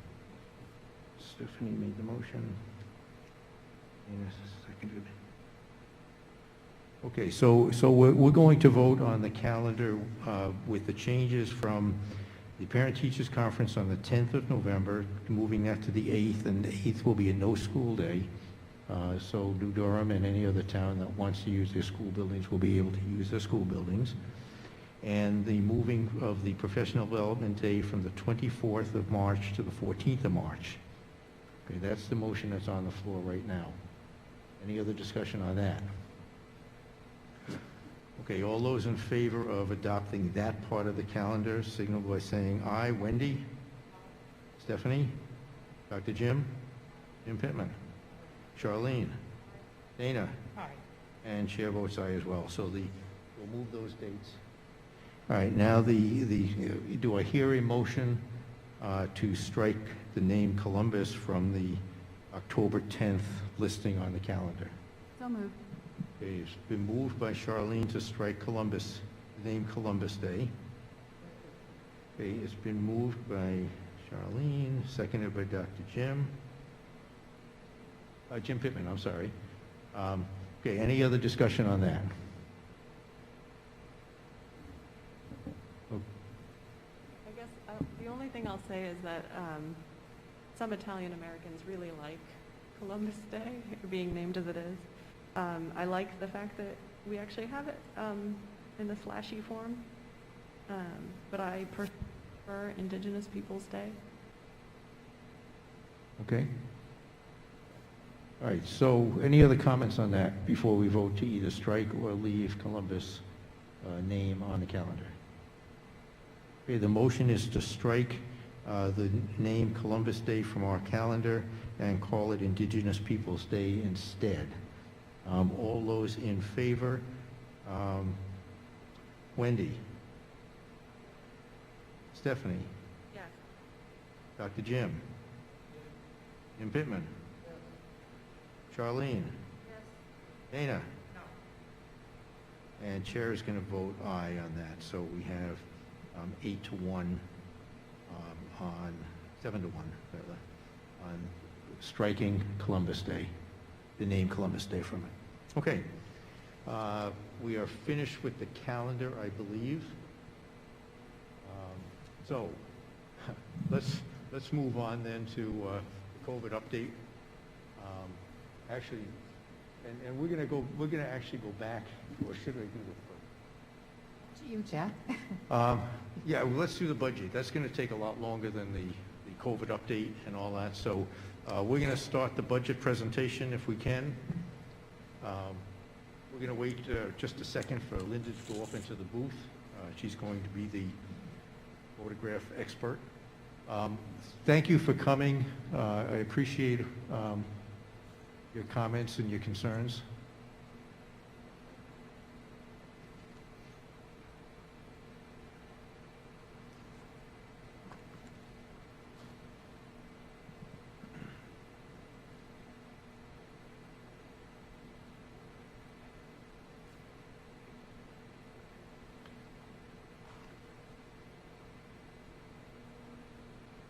Okay, it looks like we're ready to go, so we'll start the budget presentation. Okay, I'd like to start with an overview of the ESSER funds, also known as the Elementary and Secondary School Emergency Relief Funds. They are COVID-related emergency funds from the federal government to help reopen and keep schools open across the nation. The funds must be used for activities and projects that are related to COVID and acceptable under the grant guidelines. These grants and the specific grant activities were discussed extensively at the June 7th, 2021 school board meeting and at our last presentation of the proposed budget. Priorities were established for use of these funds. In order, here are the priorities we set. First, student safety and well-being. Next, addressing learning loss and improving school achievement. And third is looking at enhancing our HVA system for students' health and safety needs as an investment in our schools that will help defray costs down the road. The funds are available in 3 phases. ESSER 1, or the Corona Aid Relief Act, or the CARES Act, was the first phase of the funding. These funds were to purchase personal protective equipment, plexiglass, Chromebooks, software for remote instruction and meetings, cleaning supplies, tuition for remote learning programs, and nursing services. The total amount of the grant was $539,307.27. All of the money is allocated with the exception of approximately $40,000, which will be allocated for projects related to improving student achievement. ESSER 2, or the Corona Response and Relief Supplemental Appropriations Act, CRRSA, funds have been devoted to increasing the academic achievement of our students. The administrators have been working to do this. Katie, our curriculum director, explained this at our last meeting. These funds and resources available through this grant will help the schools achieve this in a shorter period of time, what may have taken years to achieve. Included in this grant is work under the umbrella of the New Hampshire Learning Initiative, including consultation and professional development for teachers. As a part of this, we have a 2-year math position in each of the schools and a curriculum project manager at the high school, a social and emotional learning resource, additional reading materials, funds for more extensive summer programming, and an after-school tutoring and transportation fund. All of these expenses are calculated for a 2-year period, and the total of this grant, ventilation and cooling systems as a supported activity. Consideration of the money being put into the buildings will save us costs of incurring additional costs down the road to upgrade these systems. To provide public input for the use of these funds, we've had on the website an email. If you go to the ESSER grants, you can email for public input. It is important for the public to know that the grants cannot be used to lower the tax rate. The federal government requires that in order to receive these funds, we are not disproportionately reducing state and local per pupil costs in schools, and the district is not disproportionately reducing the number of full-time staff per pupil in high-need classified schools. These grants are more complex than your typical grants and have a variety of requirements imposed by the federal government, including formulas to ensure we are following the guidelines. There is some flexibility during the grant period to modify the grant activities. For example, if an activity results in some leftover funds, those can be reallocated. However, any unspent funds must be returned to the federal government. Now, moving on to the budget. The budget preparation begins in October with staff members in each school providing the school principal with their budgetary needs. Each administrator submits a budget to the SAU office. The business administrator and superintendent of schools meet with each school leader to discuss the requests. If there is a large increase in an individual budget, unless there is a special circumstance or a very well justified rationale, the administrator is asked to review the budget and reduce it while keeping priorities intact. If any increase remains that does not have a strong justification, A second cut may occur. Personnel requests are made at the same time. Requests for positions may or may not proceed to the Finance Committee, depending on the strength of the rationale outlining the need for the position. This year, we discussed reductions in positions rather than additions. Public meetings in November to discuss the budget this year were held on November 16th, 17th, and 18th. Following these meetings, additional cuts were made in order to lower the budget further. After tonight, there will be 2 more opportunities to hear about the budget. At the January 10th board meeting, that's today when the budget is, I'm sorry, this is the January 10th board meeting. There'll be one additional at the deliberative session on February 5th at 10 a.m. here in this auditorium. Although total enrollment is, for the most part, stable, there are some changes in enrollment at some of the schools. Last year's total enrollment was 2,112. This year's is 2,107.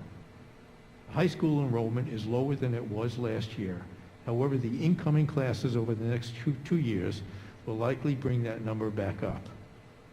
Ossipee increased by 19 students, and New Durham also increased by 19 students. The largest decrease was at Crescent Lake with 36 fewer students, and we saw a decrease last year in kindergarten enrollment at Carpenter. We expected to see an increase this year, but did not. This was factored into some staffing decisions, which we will be discussing. It is unclear if we will see higher enrollment numbers once we are no longer in the middle of a pandemic. Schools are labor-intensive organizations, and wages make up approximately 75% of the budget. The increases in wages in this budget is less than 0.5%. This includes 2 new paraeducator positions required by the individual education plans for students with disabilities. It also includes a 30% special education teaching position in Effingham in order to meet the needs of the special education students.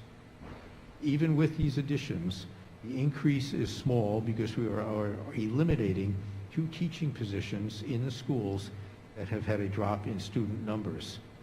Class sizes will still be well below the state recommendation in both schools. I'm sorry. Okay.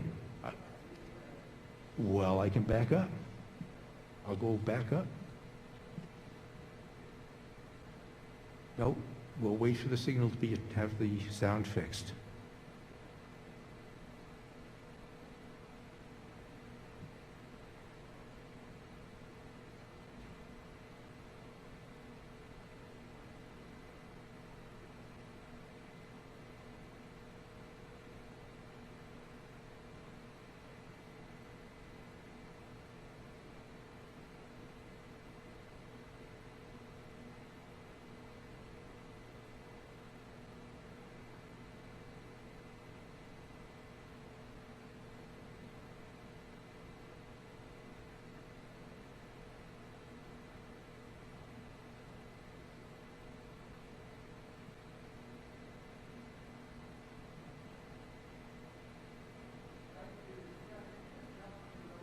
Sure, absolutely. 1, 2, 3, 4, 5, 6, 7, 8, 9, 10, 11, 12, 13, 14, 15, 16, 17, 18.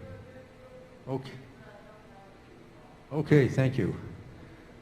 Not sure exactly where we ended, but I'm going to go back to the very last section of on the ESSER funds. The ESSER 3 grant, I think I'll start there. It was the largest amount of grant money at $6,582,666. It must be expended by the end of 2024. The grant guidance expressly identifies heating, ventilation, and cooling systems as a supported activity. Consideration of the putting of the money into our buildings will save us the cost of incurring additional costs down the road to upgrade these systems. To provide public input on the use of these funds, go to the GWRSD website where you will find the ESSER grants and you can send emails for public input. It is important for the public to know that the grants cannot be used to lower tax rates. The federal government requires that in order to receive these funds, we are not disproportionately reducing state and local per pupil costs in schools, and that the district is not disproportionately reducing the number of full-time staff per pupil in high-need classified schools. These grants are more complex than our typical grants and have a variety of requirements imposed by the federal government, including formulas to ensure we are following the guidelines. There is some flexibility during the grant period to modify the grant activities. For example, if an activity results in some leftover funds, those can be reallocated. However, any unspent funds must be returned to the federal government. Moving on to the budget. Budgeting preparation begins in October with staff members in each school providing the school principal with their budgetary needs.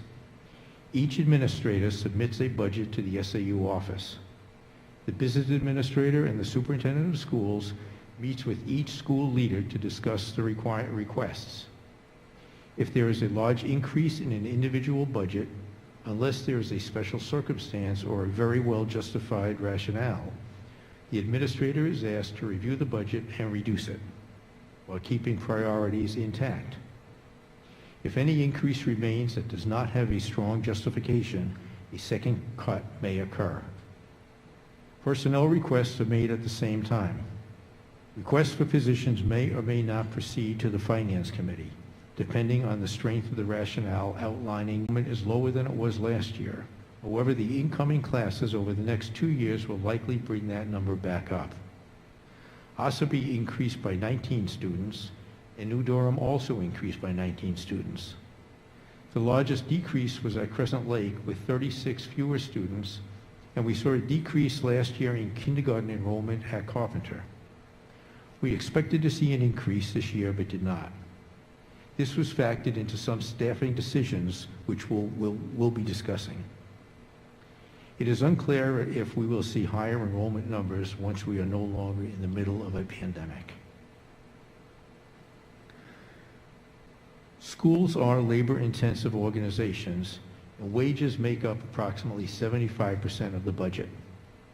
The increase in wages in this budget is less than 0.5%. This includes 2 new paraeducator positions required by the individual education plans for students with disabilities. It also includes a 30% special education teaching position in Effingham in order to meet the needs of the special education students. Even with these additions, the increase is small because we're eliminating 2 teaching positions in the schools that have had a drop in student numbers. Class sizes will still be well below the state recommended in both schools. The positions will be reduced through attrition as we have 2 retirements. The wage line does not include the Governor Wentworth Support Staff Collective Bargaining Agreement or the Governor Wentworth Administrators Collective Bargaining Agreement. These will be presented in warrant articles and are addressed later in this presentation. The largest increases are increases that we have no control over.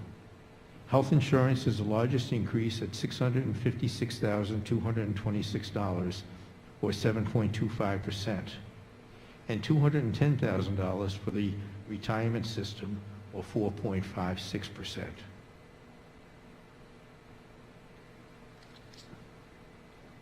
The decreases you see in these lines are the result of our administrators scouring through each school's expenses to cut back where they could. Items related to building and maintenance were also reviewed and cut back to offset the repairs and maintenance list that needs to be attended to this year in addition to the capital improvement list. The work that our IT department did to run cable, bringing in voice over IP, is paying off in a significant reduction in our phone service bills. Here is the second half of the general supplies budget. We continue to see cuts in supplies, gas, heating oil, transportation fuel, books, and media, new equipment, and new furniture in order to balance out the increases in some of the other areas. The increase in testing material is a result of changing to XPath testing. XPath allows the teachers to drill down to see which standards are being met and provide suggestions and resources for providing the students with additional help to meet the standards. The tuition line represents about 2/3 of the increase in the general fund. This line is for special education students who, for various reasons, are placed out of district. They may be foster children placed in a home in another district, children who, when they moved into the district, were already in placement, or students we have needed to place. This figure is the projection for students who are either already in placement or placement is being discussed. If the placements don't occur, this money is returned to the taxpayers. The increase in the replacement of equipment line keeps our Chromebook replacement cycle on target and also includes some teacher laptop replacements as well as replacements for some of our smart boards. We have been moving to Promethean boards, which are less expensive than the smart boards and do not require additional document cameras and projectors. The increase in the replacement furniture is for tables at the high school and chairs at Ossipee. Both have not been replaced for about 20 years.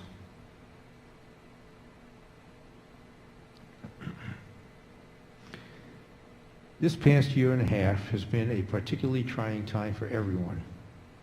This is the support staff collective bargaining agreement. Our support staff has been doing an incredible job. We are very short-staffed. We have approximately 30 positions unfilled.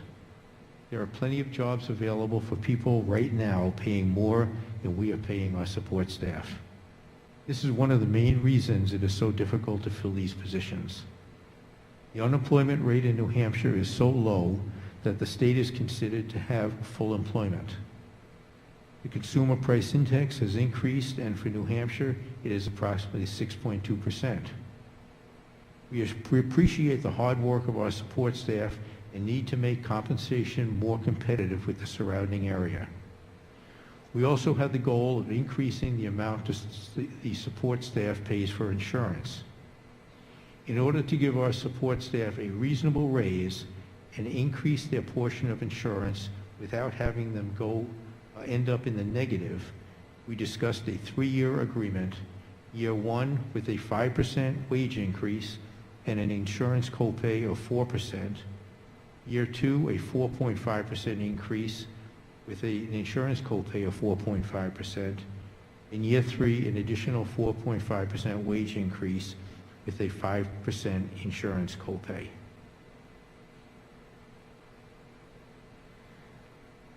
The collective bargaining for the administrative team is also here. This is also the year for the collective bargaining for the administrative team, and our principals have been doing a terrific job during this challenging time. We have a seasoned, competent, and very caring administrative team, all of whom have been with us long term. Most started out in teaching or other positions within the district. Negotiations had 2 goals from the school board's point of view: to keep salaries competitive with other schools in the state, because we want to retain our administrators, and to increase the insurance copay for the administrators. We have done that with this agreement. Year 1 is a 3% wage increase and an increase from 3 to 4% for insurance copay. Year 2 is also a 3% increase and an increase to a 4.5% copay for insurance. And year 3 is a 3% increase with an increase of 5% insurance copay. As new administrators come into the district, they will have a 10% insurance copay.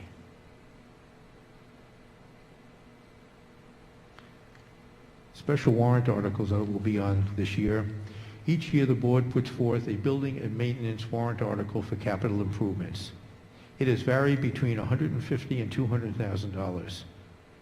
The years when it has been $150,000, we invariably have projects that are not completed and need to be considered the following year. This is the case this year. This warrant article includes the funds for 3 compressor replacements at the high school, middle school, and the technology center, carpeting replacement in Ossipee in several classrooms, window replacement at Carpenter School, and sidewalk replacement at Ossipee and Effingham.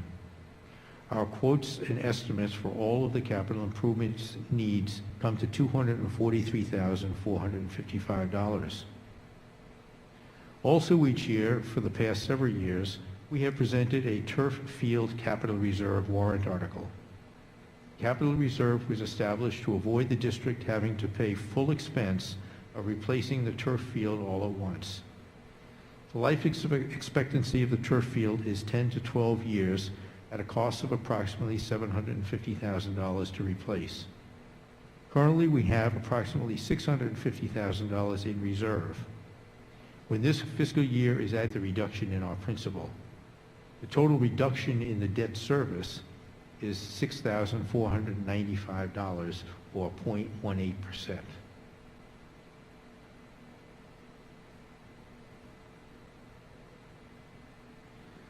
This chart shows the potential tax impact on the budget. We were fortunate this year that the state revised its formula for providing adequacy money. We did not see the decrease that we would have seen in state aid with our lower enrollment without the revised formula. This helps the tax rate in some of our communities. We have been informed that this formula will be in effect for 1 year only.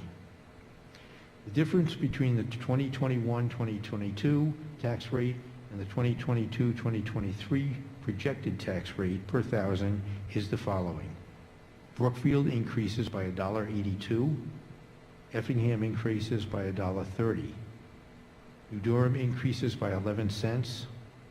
Ossipee increases by 87 cents. Tuftonboro decreases by 17 cents. And Wolfeboro decreases by 31 cents.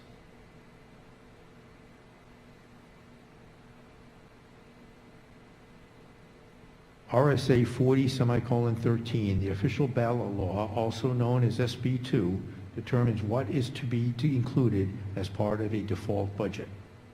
A default budget is the amount of the same appropriations as contained in the operating budget authorized the previous year, reduced or increased by obligations mandated by law or previously incurred, such as debt service and contracts. One-time expenditures are not included in the default budget. The purpose of presenting a default budget is to give the voters an understanding of what a budget would look like should the proposed operating budget be voted down. The default budget is $433,642 lower than the proposed budget.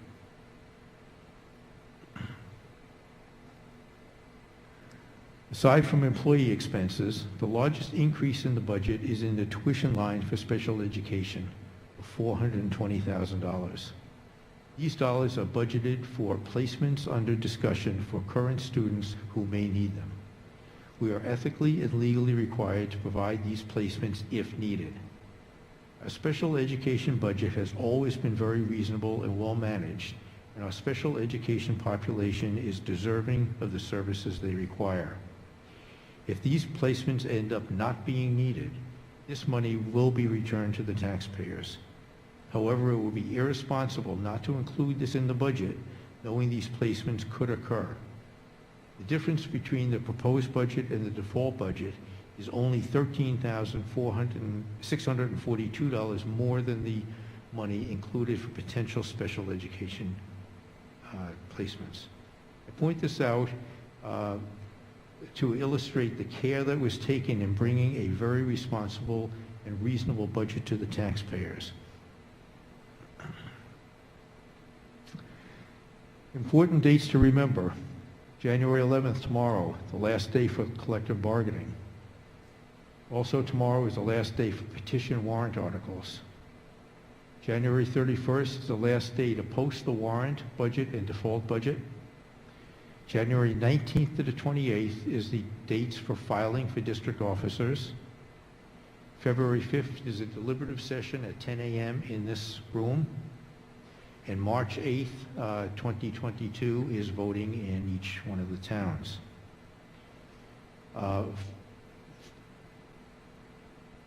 The three school board members that are up for election this year, Jim Pittman is up for re-election at Effingham.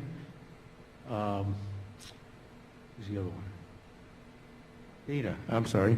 Dana Streeter in Ossipee is up for re-election, and there's an open at-large seat. Unfortunately, with the passing of Krista Hebert, there's an opening for an at-large seat as well to sign up for. Again, thank you very much. If you have any questions about the budget, I am always available to answer. And at that point, we will move on to, unless there's questions right now from the audience. Yes. We have two motions and some assignments we need to do right now. If there's no questions on the budget, I would like a motion to adopt the budget as presented. All right. Moved by Dr. Jim, seconded by Dana. How does that sound? D? Stephanie?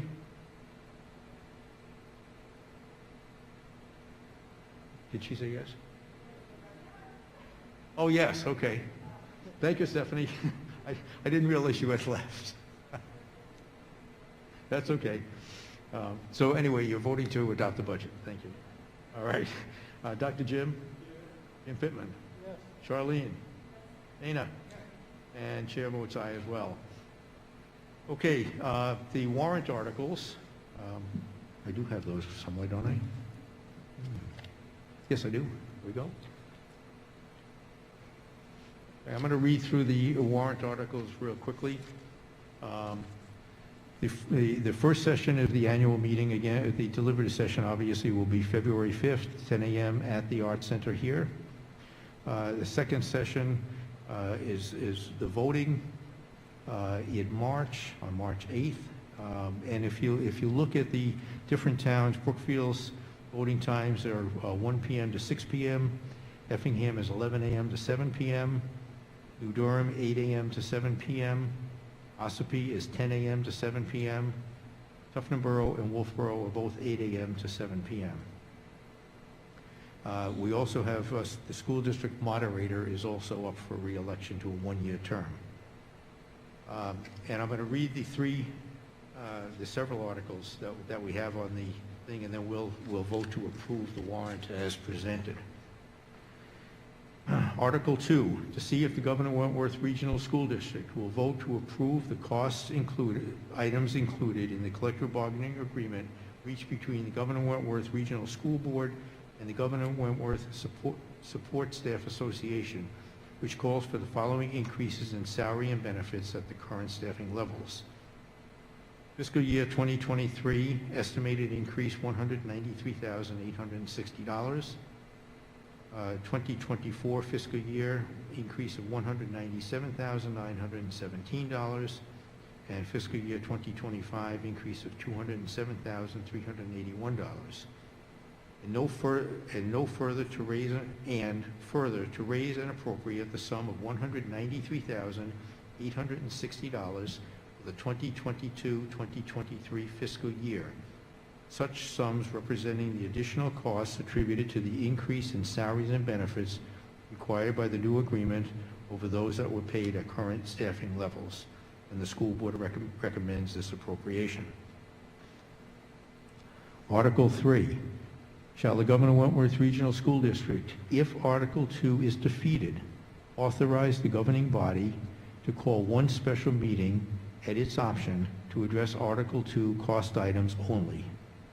And again, if the article is defeated, that's a vote for us to have a special meeting to reconsider that contract.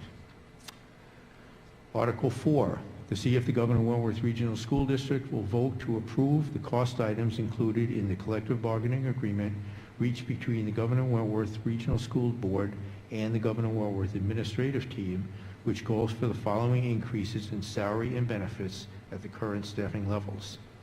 Fiscal year 2023, $47,664. Fiscal year 2024, $53,660. And fiscal year 2025, $53,907. And further, to raise and appropriate the sum of $47,664 Tufton Borough Central School and the SAU 49 Transportation Facility. The school board recommends this appropriation. And Article 8, shall the Governor Wentworth Regional School District raise and appropriate as an operating budget, not including appropriations for special warrant articles and other appropriations voted separately, the amounts set forth on the budget posted with the warrant or as amended by voters at the first session for the purpose set forth therein, totaling $57,762,625. Should this article be defeated, the default budget shall be $57,328,983, which is the same as last year with certain adjustments required by previous action of the Governor Wentworth Regional School District or by law, or the governing body may hold one special meeting in accordance with RSA 40:13, paragraphs 10 and 16, to take up the issue of a revised operating budget only. In this article, it does not include appropriations requested in any other warrant articles. The school board recommends this appropriation. And the last article is to transaction any other business that may legally come before this meeting. So, any questions on those warrant articles first? We need to adopt the warrant so we can post it, and then we'll discuss who's going to speak to which articles. Okay, it's been moved to adopt by Jim Pittman. Do I hear a second? Second by Dr. Jim. Okay, this is to move the warrant articles as presented. Any questions? Yes, Charlie.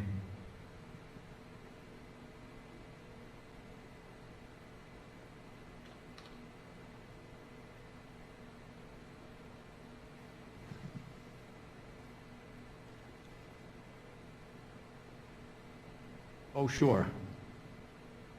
Okay, got it. We're gonna insert a comma next to the word Tufton Borough in the very first section of the warrant. Okay, any other changes? Okay, all those in favor of adopting the warrant articles as presented with that one change, signal by saying aye. Wendy? Stephanie? Aye. Dr. Jim? Aye. Jim Pittman? Aye. Charlene? Aye. Dana? And chair votes aye as well. Okay, so the next item on the agenda is to pick the articles that everyone would like to speak to. Just because I want to start the ball rolling, I'll do article number 8, the budget.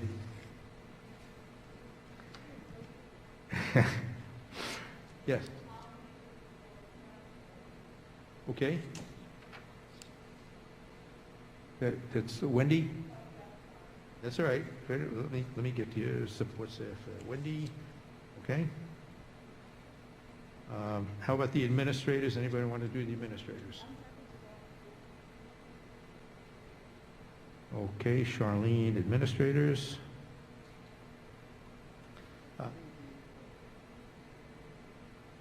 Nope. Turfield. Jim. Okay. Jim P. Turfield. And the $200,000. I think Tim would probably ask to do that if he was here.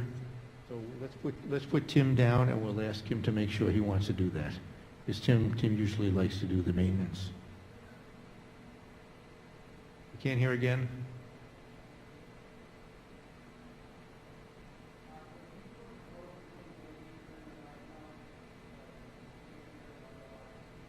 Okay. Okay, let me go over. Can you hear me in the room back there?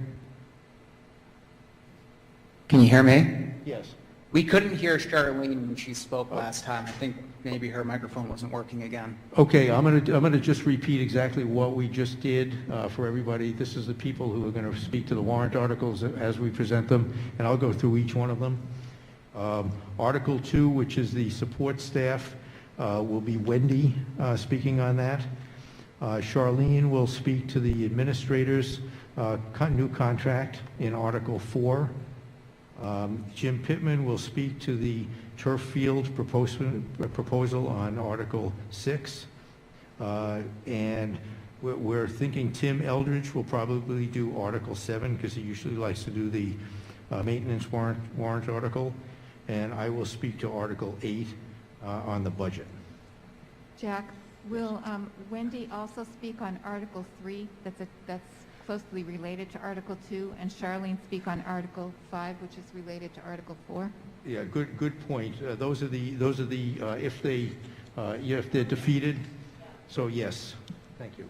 So Wendy will be doing 2 and 3, and Charlene will be doing 4 and 5.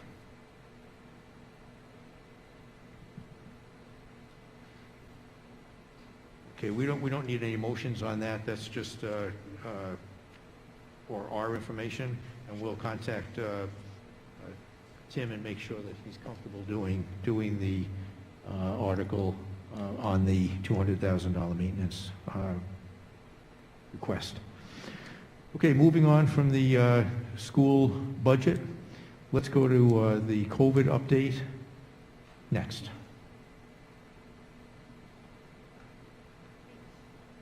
It's coming. Testing. Yep. Got it. Great. Thank you. Okay, so what I generally do for the COVID update is to just give you an idea of what we're seeing for cases in the school. We're seeing an increase in cases just like everywhere else. In November, we had 184 cases, and then as of December 31st, we had 119. So far in January, we have had 127, so we really seem to be fast on the increase. Although I think, as someone else here said tonight, it's expected over the next 4 to 6 weeks that the cases are going to continue to rise, and then we'll have a sharp drop-off. I certainly hope that's the case. There has been so much that's been unpredictable with this, but I would love to think that that's what's going to happen, that we're going to have a sharp drop-off in February, but we shall see. And moving on to the DHHS guidelines, the woman that spoke tonight, she's very right about the number of students that we have had quarantining. We have had several students who've had to do more than one quarantine period, so it certainly is not helpful to students' education when they have to be out for such a long period of time. The Department of Health and Human Services, we did not expect the CDC guidelines to come out. Those were a need to quarantine. However, a mask should be worn for 10 days. A household contact who has tested positive for COVID within the past 90 days also does not have to quarantine. So for purposes of the school, everyone is treated as if unvaccinated unless families voluntarily provide the school with their vaccination status, in which case fully vaccinated individuals do not need to quarantine. So the DHHS guidelines are much lengthier than that, and they include definitions. You have them, I know, and so I know you've read them. And they include the definition of isolation, the definition of quarantine, and a lot more specifics. The bottom line is that the 10-day quarantine period is reduced to 5 days. And nurses have been getting calls since this came out, since Thursday. So Thursday, Friday, and today, they've received a lot of calls because people are very anxious to have the 5-day quarantine period or isolation period rather than the 10, so that they can get their kids back in school. I also think that it will help us with our staffing. So I would recommend that we follow the DHHS guidelines as written, and that this be inserted into the Stay Open plan, replacing the current quarantine and isolation guidelines.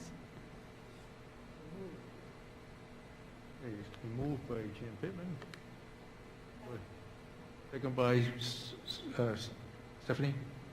No, that was Wendy. Wendy. Oh, Wendy, I'm sorry. Okay, discussion.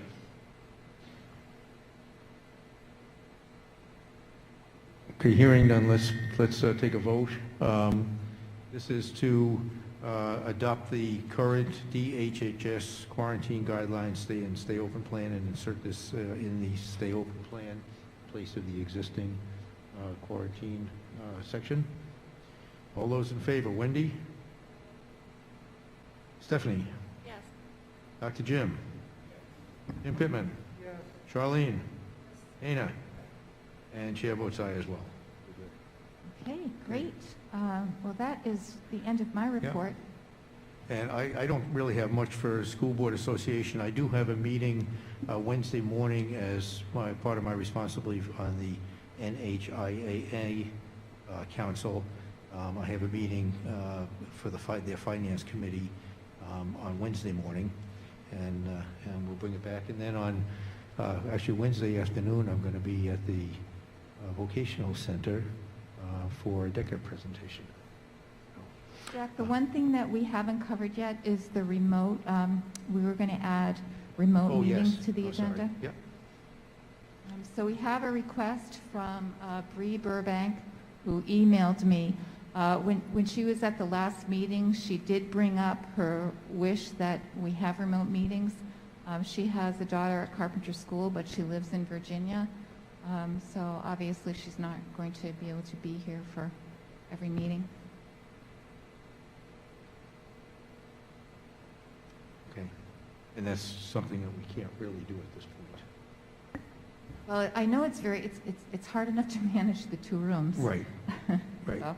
Okay, thank you. Are you, is the request to, because it's public on Wolfeboro Community Television, but that's not accessible out of state.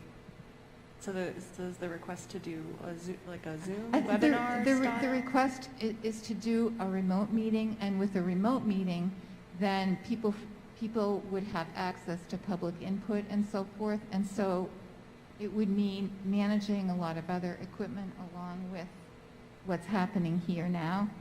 And it does get, I know when we were doing remote meetings during the pandemic, I think it was difficult. Yeah, and the Wolfeboro Community TV has the YouTube channel, so this is broadcast over YouTube as well, so at least they can see it. You just can't respond during public input. That's the biggest question. Is there, I guess the question I have is that we have a meeting going right now, right? That allows us to have the two-way communication with the folks in the other room. Correct. Would it be okay to share that link so that others can? I don't know. And then If you do that, then we're providing yet a third option. People need to be here on site. We're not offering a virtual meeting. We're offering an accommodation for where people are physically present, which is different than offering a remote option. Yeah, if I could just chime in. Well, one thing is when we did do this, when the emergency order was in place, it was incredibly cumbersome. I mean, people were, they were typing in online, they were calling Jack's phone. I mean, there was really a hard task to try and, make it fair, actually, because it was sort of like everybody shouting at once. So there was just a logistical challenge. And the other thing is, once the emergency order went away, I mean, the state requires us to have physical meetings. I can appreciate that if a parent is distant and unable to come, that creates an obstacle.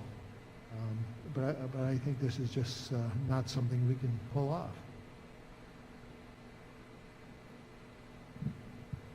There was during that time, so I appreciate that perspective. Okay, moving on, I don't have any notes from under Chairman's report tonight, so we're going to move on to committee reports. Charlene, I'll ask you to speak about academic affairs tonight. Unfortunately, we did not meet because we didn't have a quorum. But what we did have, I believe we started discussing the dress code last October.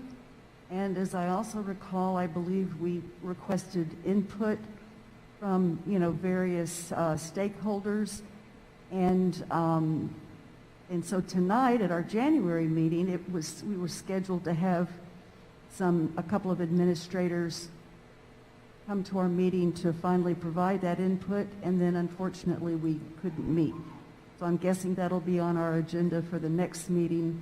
And I had also requested that perhaps we invite the entire administrative team, because there are concerns in the community about, let's say, inconsistent enforcement of The Art Center.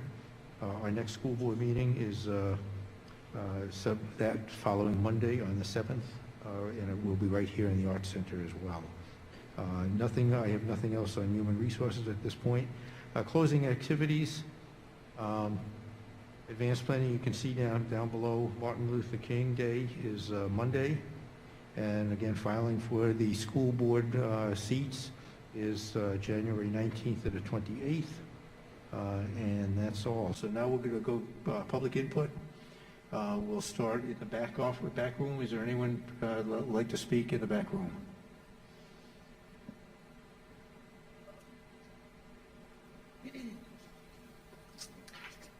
Jessica Williams, Wolfeboro. I have a quick question about the contracts regarding paid federal holidays. Are those listed in the teacher contracts as paid federal holidays? Because if you just change the name from Columbus Day, which is the name of the holiday is Columbus Day at the federal level, not Indigenous Peoples Day, does that mean the teachers don't get paid for that day? No, the teacher will get paid for that day regardless of what we call it. It's a holiday that we pay them for. Are you going to change it in the actual contract? We might. That's something that we look at right now as public input. It's a good question. We'll examine it and get back to you. Great.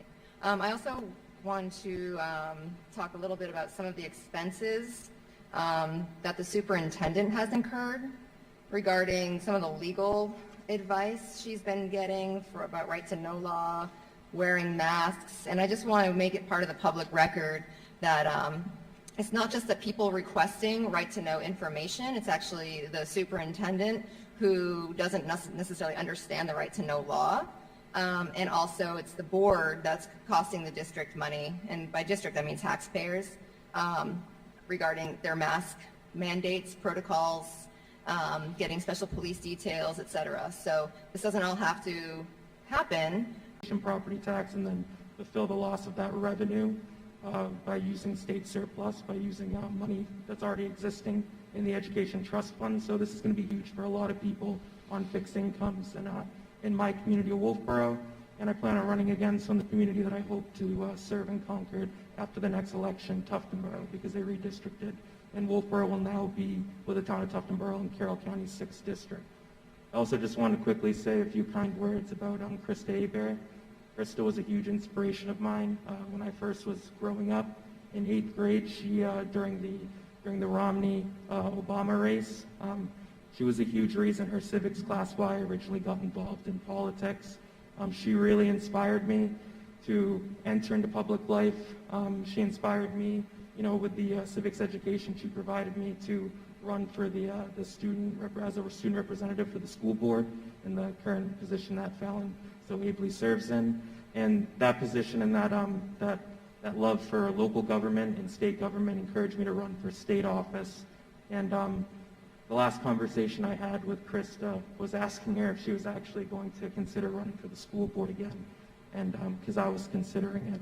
And she did. She had fully intended, and I knew she would have served the office just as well the next 3 years as she would have in the previous. I'm very sad to see her gone. A kind soul like that that served on our board so ably. Those kinds of individuals are pretty rare.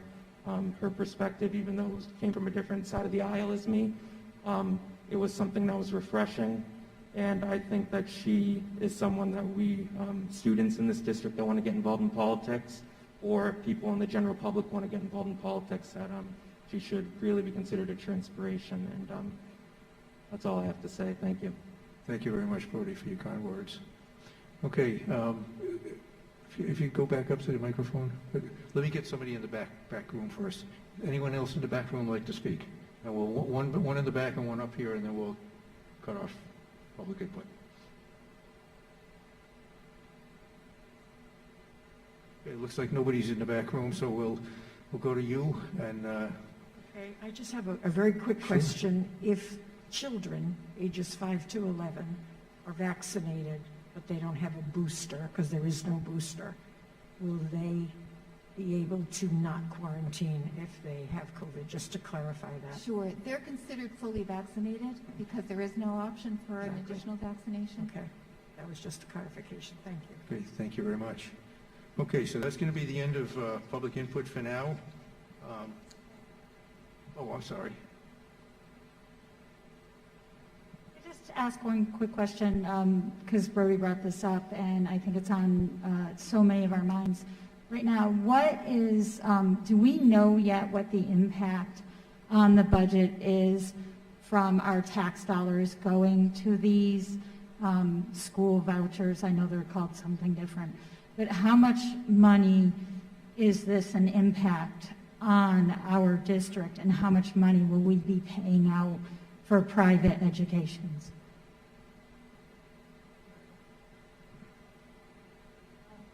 It definitely does have an impact on the budget body. More specific figures. I am particularly worried about HB 607, which is an expanded Education Freedom Act bill, which would provide from local tax dollars up to 100% of a child's education in a private school. It's of great concern to me. It would have to be voted in, would have to be on the warrant and voted in by the townspeople in all of our communities. And I don't see that happening, but then I didn't see the Education Freedom Account voucher system happening this time either, so. Okay, last comments. I do have one more question Sure. off of that, Kathy, sorry. So that actually is a concern on the HB 607. What if New Durham does vote in to have those funds, but Wolfeboro doesn't? What does that do to our district overall? Because it's considered a town vote, not a district vote. Yeah, the vote would be a district vote, so one town can vote one way, one town can vote another way. Combined, it would be a combined vote of the district itself. Okay, I'm not understanding. Because we're a cooperative school district, each town can vote the way they want to vote, excuse me. But just like any school board representative, you can vote for any school board representative around the district. It doesn't matter if you win in your But town. those are town votes, not district votes, based on the way HB 607 is written. You know. So first, the House tabled House Bill 607. I voted the table.